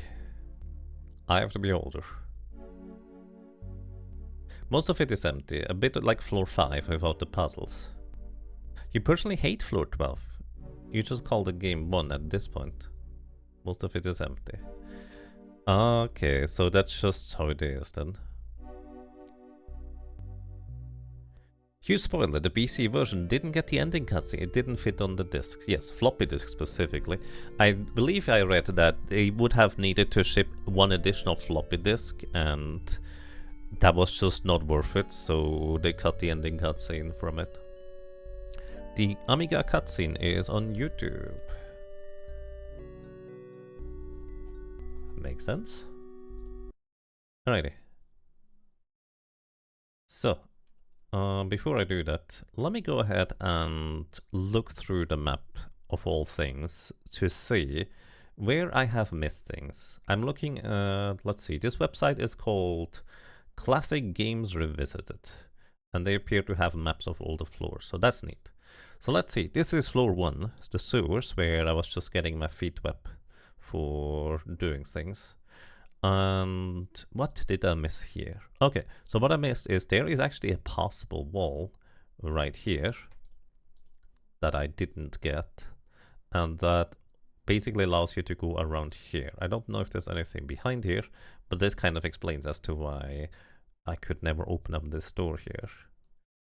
Aside from this, I kind of mismapped this area here a bit. It's supposed to be further to the west or something. Anyways, there's a bit of a mapping error. Not a big deal though. But aside from that, it seemed to have gotten everything as well. Well, except for the special quest, which gives you apparently the Ginsu dagger. You did find the drop to DOS a bit anticlimactic when you beat it back in the day. Yeah, it's kind of weird. Like, I thought maybe at least put the end there and that's it. But which map are we looking at? We're looking at map 1. The maps I'm looking at specifically for where I'm looking at the maps is over here. It's classicgames.sorceress.net as I have to behold the maps that I'm kind of using now as a reference to see what I might have missed. Alrighty then. Apparently there's like a piece over here with staircase up and down. I don't know what that's about. Oh, that's probably how the map fits together based on like the in-between things with the elevators and such, I would guess. Let's see. What else did I miss? I did find everything here, it seems.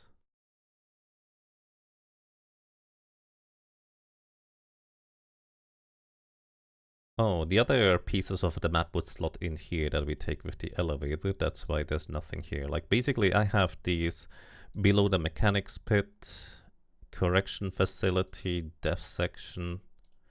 All of these things are, I think, supposed to be on floor 2, technically. Like, it's not actually like an elevator up or down. This is actually just a teleport to a section over here. So that's why it's kind of missing things. What else? Seem to have gotten most of the other things here. So that's neat. Floor 3. Sewers level 3, specifically. Let's take a peek. What did we miss here? The one upside of being on floppies is you knew if you change floor from disk loading. That's interesting way to put it, but fair. And there's another room up here. I'm not sure what that's about. Then let's see. This is the next sewer level. I'm actually missing a good chunk here. So, there apparently was a way to get through here, in here, through this part here. I don't know what the secret or problem was here as to why I didn't figure this one out. I have no clue what this part here is about. But apparently there was a way through here. And what else? Aside from that, let's see. Oh, okay. I never went in here. This hole looks like a jewel box. I actually have no idea how you open this one. Does anybody know how to open this one? Because I could never figure this one out. Let's see. Lock door. Place the red gem into this slot to open the lock door. You put a gem in it. Oh, so but you need a red gem. You don't get these until later. So actually you had to backtrack in order to get there, I guess then. But because I thought I locked myself out of backtracking for a while, I just didn't really worry too much about it at the time. So you specifically had to put a red gem in there. I thought there might be a different mechanism because this door was just magically open without me putting any gems inside. So... okay. Interesting. And there appears to be just a bunch of pits and pitfalls over there. I don't know if there's anything else interesting.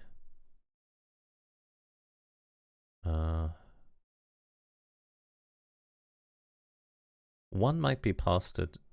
There's 2 red gems accessible. One might be past the key room you also skipped. Okay, is this key room here? In this case, the middle section.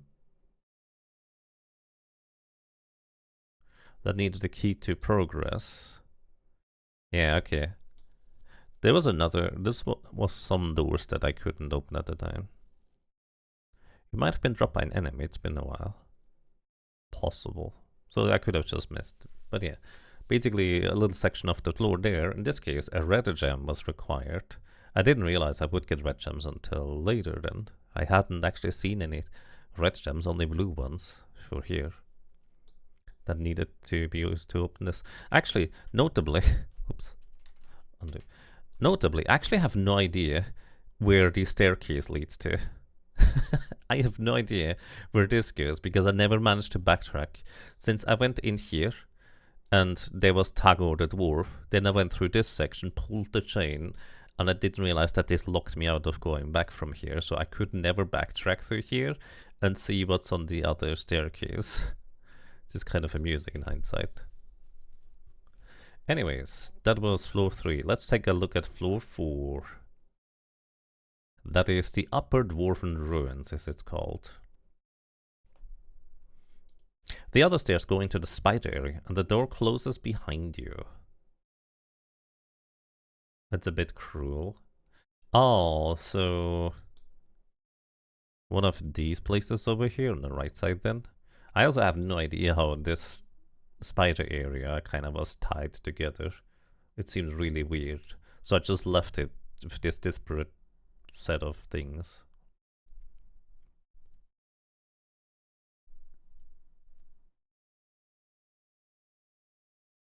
The stairs line out, so it's a bit south of the stairs. Oh, it puts you here. Or here, I guess. I guess here makes more sense because I couldn't really figure it out to get in there. Yeah, actually, according to the map, the stairs are right here, and there's like an extra little section over here, and then this is a one-way door that I could never get to. And stepping on this switch, which I didn't know what it did until now, closes the door behind you. Okay, good enough. Then we also have a section here that apparently is a staircase D. What is D? From level 5.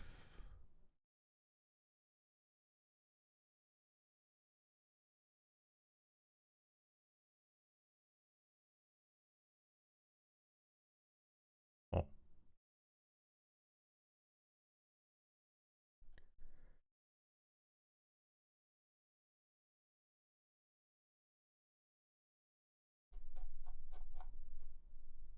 $25.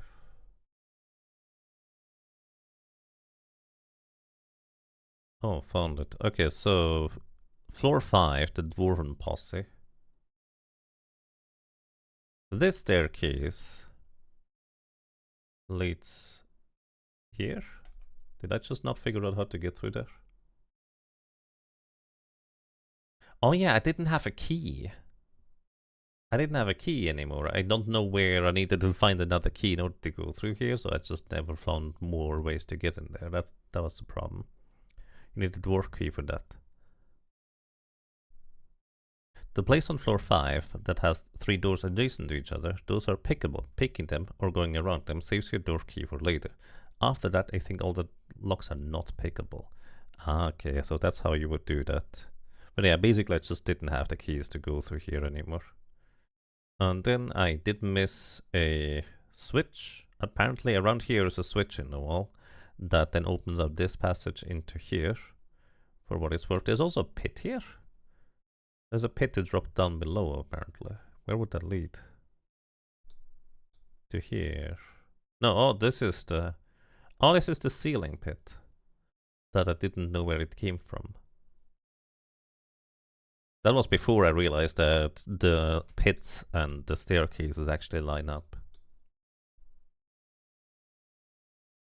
This floor is the only one that has the part that wraps around the edges. Yeah, this just keeps going. I didn't know how it was tied together, so it just left it like that. Okay, interesting, interesting. Very intriguing. Level 5. What did I miss in level 5? Let's see.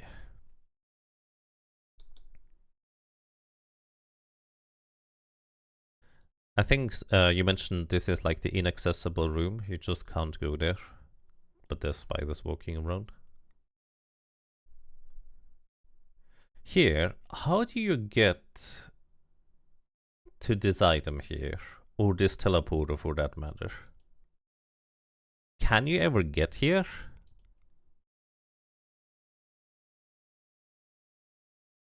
There's a spot you missed in the Middle West. Oh yeah, right. There, you're right. So this is a thing here. What was there? 27 on this map. A made scroll of Dispel Magic. Okay, so there's basically just a little corridor in here with a made scroll of Dispel Magic that I missed. The items in there are also there to troll you, so they're just straight up inaccessible. No, it's just mean. But then again, it's an old game. You need to always kind of sort of expect that, I suppose. Alright, fair enough. Okay, yeah, there's just this little section here where I missed a hidden passage. What else? It's actually kind of neat on how it seems, for the most part at least, my maps really just line up. That's pretty sweet.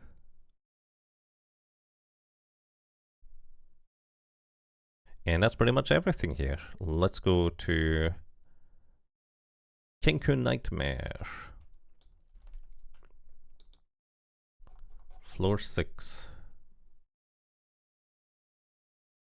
Also officially known as the Lower Dwarven Ruins. Also, I was correct. This part here is where we technically drop down through the holes. It's just plastered over here for convenience. Fair enough. I figured it would be like that. What else do we have in here?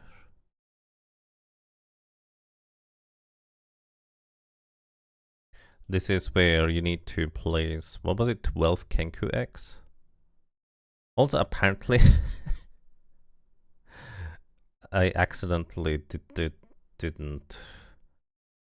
The staircase is supposed to be here, and the ring is supposed to be here. I put the room the wrong way around, according to the map.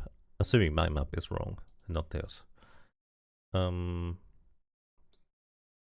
Aside from that, it looks like I have been very thorough.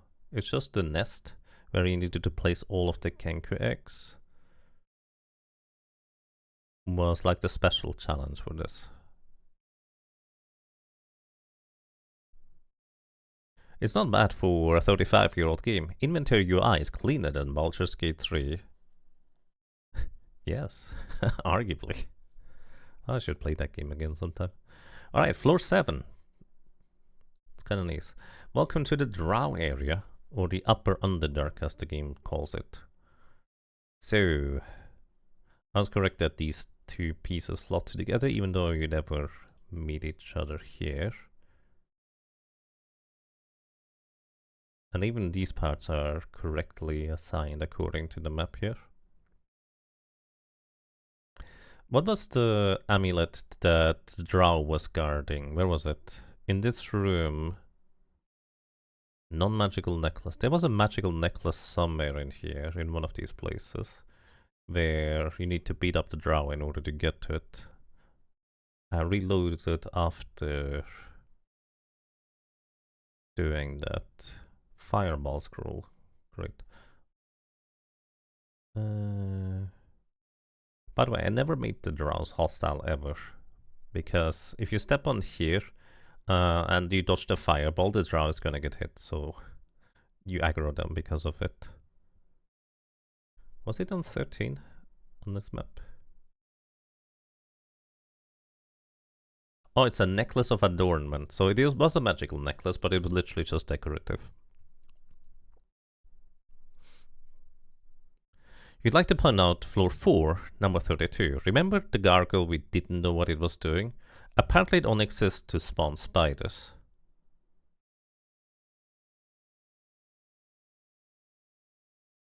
Oh, I did not remember the gargoyle at all, to be completely frank. I did not remember that. But that's kind of funny. Okay, there's like this piece here that I didn't know what to put in there. Oh, actually, no, I know what is here. It's this part. This part apparently goes here. So I even was correct about that, technically. Just didn't fill it in.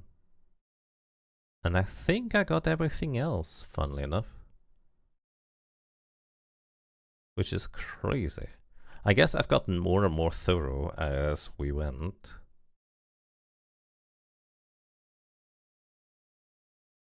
Yeah, I think I got everything else. Alrighty. Draw area, floor 8.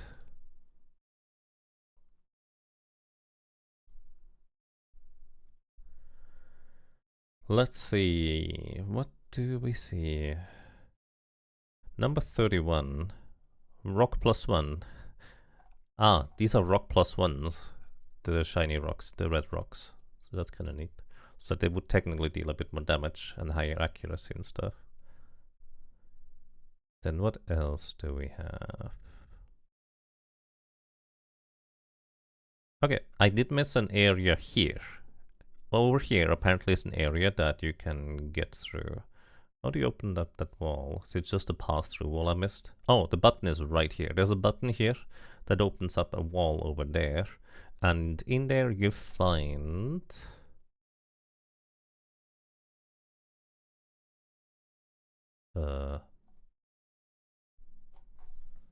I don't know what you find in there.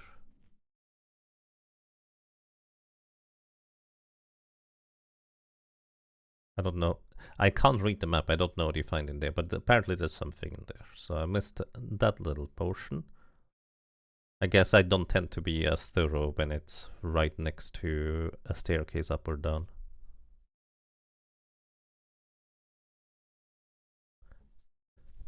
The spider hunt hallway that endlessly scrolls drove you nuts.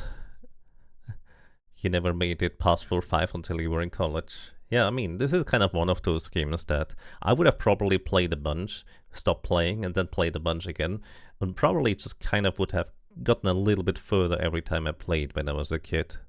But almost certainly I would not have beaten this as a kid, because I was not going to be that thorough. Okay, so... no idea what this button does. Apparently this opens up a room over here. 34. Maze Scroll of Ice Storm. So we could have gotten a Maze Scroll of Ice Storm in here. This button opens up this section, apparently. But I'm not entirely sure whether there's more conditions to this.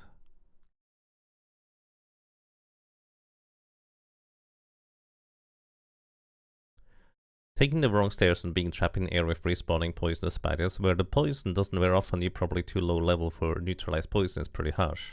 Yes, and unless you happen to find like that one compartment that contains a few poison or antidote potions, well, good luck. Tagor died in my playthrough because I didn't find antidotes in time, but I also ended up just kind of reviving him. Which, speaking of reviving, I guess I didn't revive everybody. You know what? That's okay. Let's just assume our party is now wealthy enough after having saved Waterdeep that they can just revive the other characters we found down there. Theater of the mind and stuff. Anyways, did I miss anything else? There is in fact nothing up here in the northwest corner of the map. That's just how it is. And that's largely everything. Nice. Floor 8. No, excuse me. That's floor 9. Floor 9. Let's see. What is here? There's an entire section here that I don't know where it comes from and where it goes. So there was something here, but how do you get here?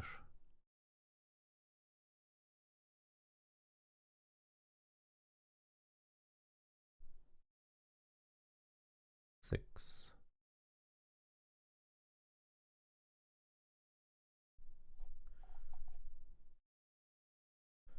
How?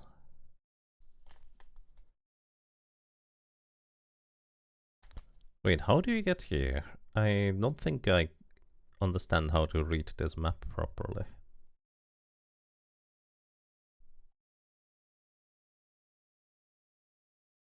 Like, this is a staircase here, apparently. Which would be here. Oh! No, never mind. We did find these parts. I just never slotted them in here. I forgot about them. Yeah. Never mind. I just didn't slot them into this place. Oh, actually, I did miss something. There was apparently something through here. One key for one gem, and apparently you can go through here? I don't know how, though. I don't know why the map just begins at 7. That's an important secret. What is it then? One key for one gem? What's it do? For some reason, this map here just starts at number 10, but it labels this as number 6 and 7, so I have no idea what the heck this is going on about. You throw an item at the wall, it passes through and hits a button. Orbs behind it? Oh, that's how you're supposed to get orbs earlier. How are you supposed to figure that out? How are you supposed to figure out that you can throw things through the wall? There's a hint text on the wall. One key for one gem? Maybe there's a different hint text?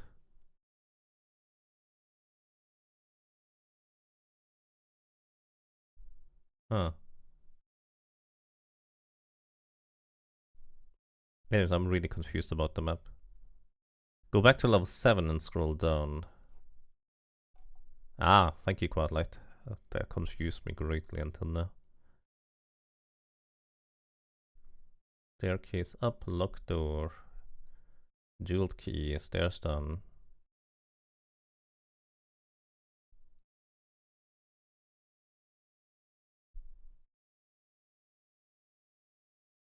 Cleric Scroll of Flameblade. And past the illusory wall is a Cleric Scroll of Flameblade. Take the stairs back up to level 8.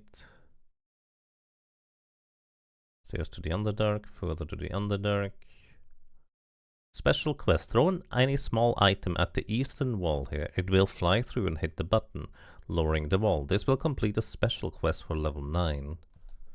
Orbs of Power. You'll find 3 Orbs of Power here, which can be used on level 4, 29, or level 9 later, to identify all magical items you are carrying. Any orbs used on level 9 will disappear from the shelf and reappear here. Okay. One key for one gem. You can place a gem of any color on this shelf and press the button to transform it into a jeweled key. If you place all your gems at once and press the button, you will still only get one key in return. You should have 2 red gems by now, one from level 3. Transform one of them into a key.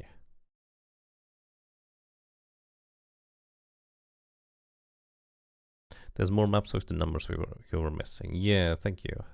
Appreciate that, Quadlight.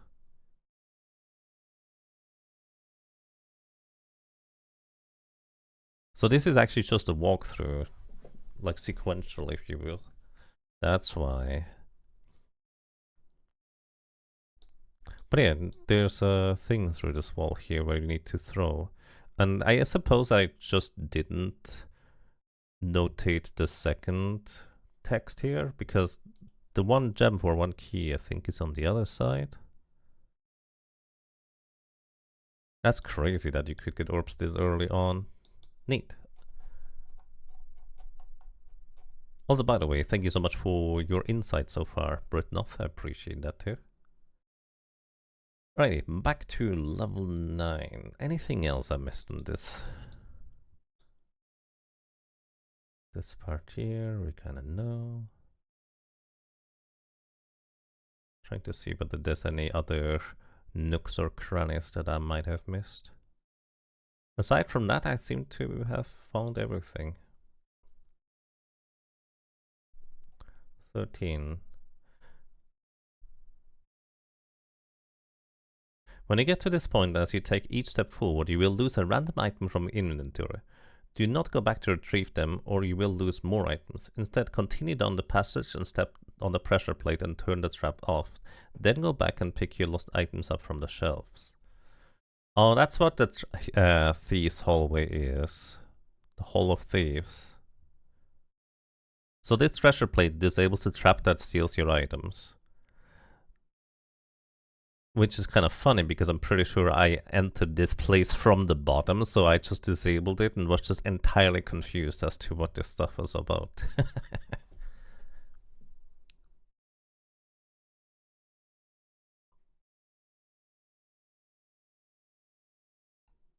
Grimrock gives you heart palpitations with spiders though.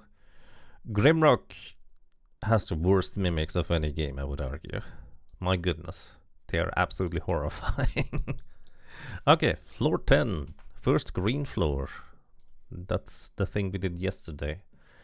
There is actually no upper area. This is in fact how the map looks. That's crazy. Huh. Oh wait, actually, one thing before we go there.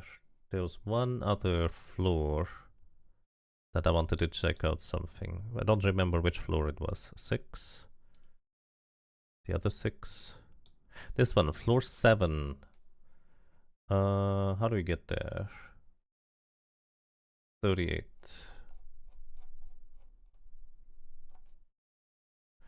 There we go. I was curious what the items were behind these choices. Like, you could only open one of these doors.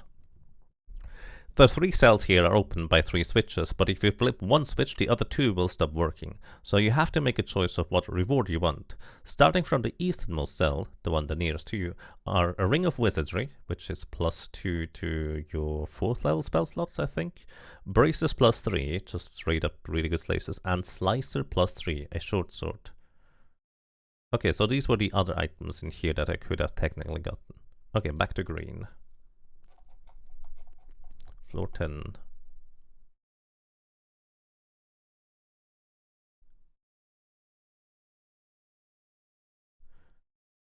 Poison wears off in Grimrock? Well, it did until you modded it otherwise. Seems kind of mean.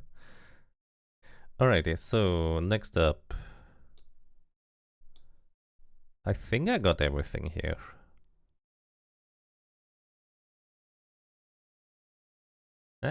No, actually. I don't know how this happened, but there's a little section here that I missed. According to the map, it doesn't contain anything, but it is supposed to go like this. That's kind of funny. I just missed that part. Okay.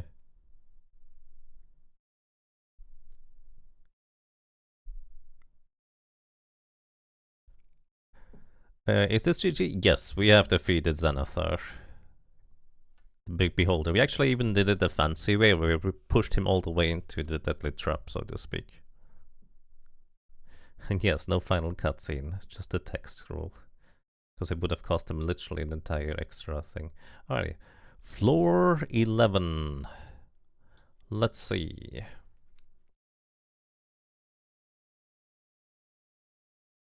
The Outer Sanctum, it's called.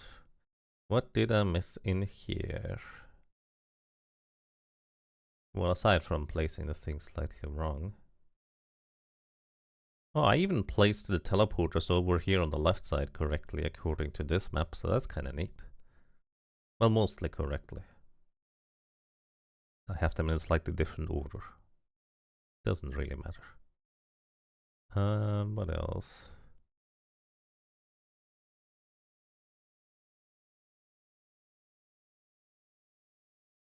Oh, there is another button I missed over here, apparently. There's a secret room right down here that goes something like this. There's a button here. Oops. What was in this room that I missed? 18. Orb of power. Wait, you could have gotten an orb of power in here as well. I just missed all the orbs of power, apparently. Well. Yeah, there was another orb down there, apparently. It's kind of amusing. And it's kind of amusing too, because I did like specifically check through all of these places here, but the hidden switches in the green area are really hard to spot. So I'm not too distraught that I didn't find it, I suppose. Alrighty, that was kind of the only thing there, and now level 12. Let's see, level 12. 14.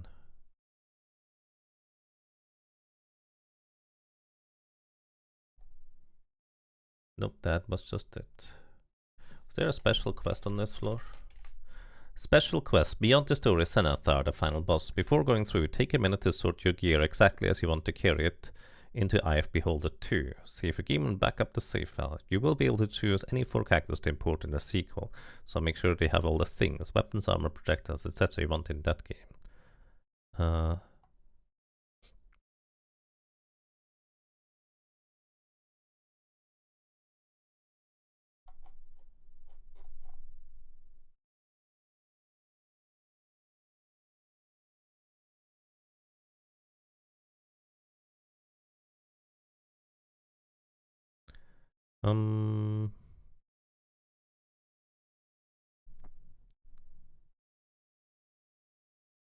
The magic sword you left on floor 5 was +5. Yeah. And I was using a bunch of cursed items for a while. I just assumed I would not be able to unequip the cursed items. So I didn't realize that some of these items I was using were cursed, like the -3 sling.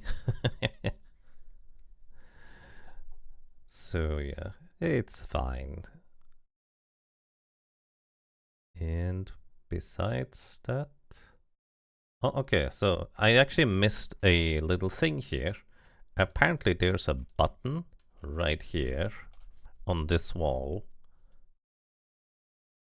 that allows you to go into this section here directly. Actually a much quicker way to get over to the north side, I suppose.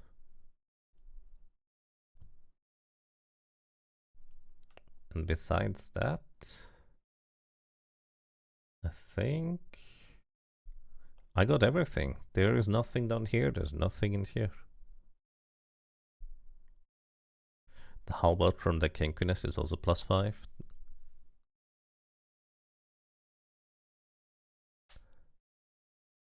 Alrighty, and that's, I suppose, Eye of the Beholder, everybody.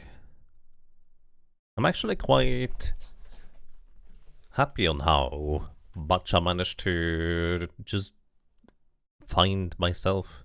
Like, there were quite a number of things that I did miss. But that's alright.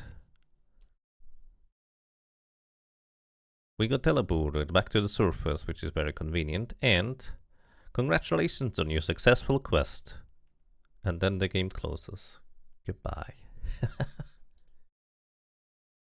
Yeah, it just boots you back to the DOS normally, but of course, in this case, it just closes the game because that's how it is working now. The dwarf area that looks like a tomb has an X in it. Yes. That is like the upper dwarven area it was. 21. Oh, I did miss that one. A drow cleaver +3. If the doors 24 and 25 are both closed, which is why we came here first, there will be no wall here and you will be able to take the drow cleaver +3. Okay, so the door on there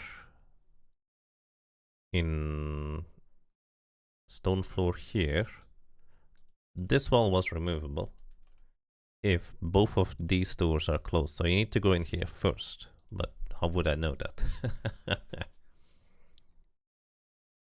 Time to check the ending cutscene on YouTube. Well, I'm gonna check it myself. I'm sure there's videos out there. But I would be surprised if it was all too crazy. But yeah, we beat the game. Honestly, I did not expect to beat the game today. I thought I was gonna get to like green area number 3, start mapping that one out, and then we get to the final area, rather than the third section of green just being, boom, Zenithar's very small domain, relatively speaking. Like, I just expected the last level to be just a huge sprawling teleporter maze or some other such nonsense, but it wasn't, so here we are. This game holds up amazingly well for 1991. Yeah, it holds up really well. Like, graphically, it's pretty good. The main downside is it is very choppy. Like, the animations are very basic, but it looks overall quite good. It's a bit janky to get used to play, because it is action combat rather than turn-based combat, which is what I didn't expect. But yeah, we got it. So yeah, we will probably play Eye of the Beholder 2 someday. I cannot tell you when, but for now, we have completed Eye of the Beholder. So thank you so much for all your insights. Thank you so much for accompanying me, for sharing this journey. And, well, hopefully until next time. Take care, have a good night, and I don't know what we're gonna be streaming next. If you have suggestions, probably something that is not a dungeon crawler for now, because I'm all mapped out with all the maps I made. But I take suggestions. Good night, bye bye. A bientôt.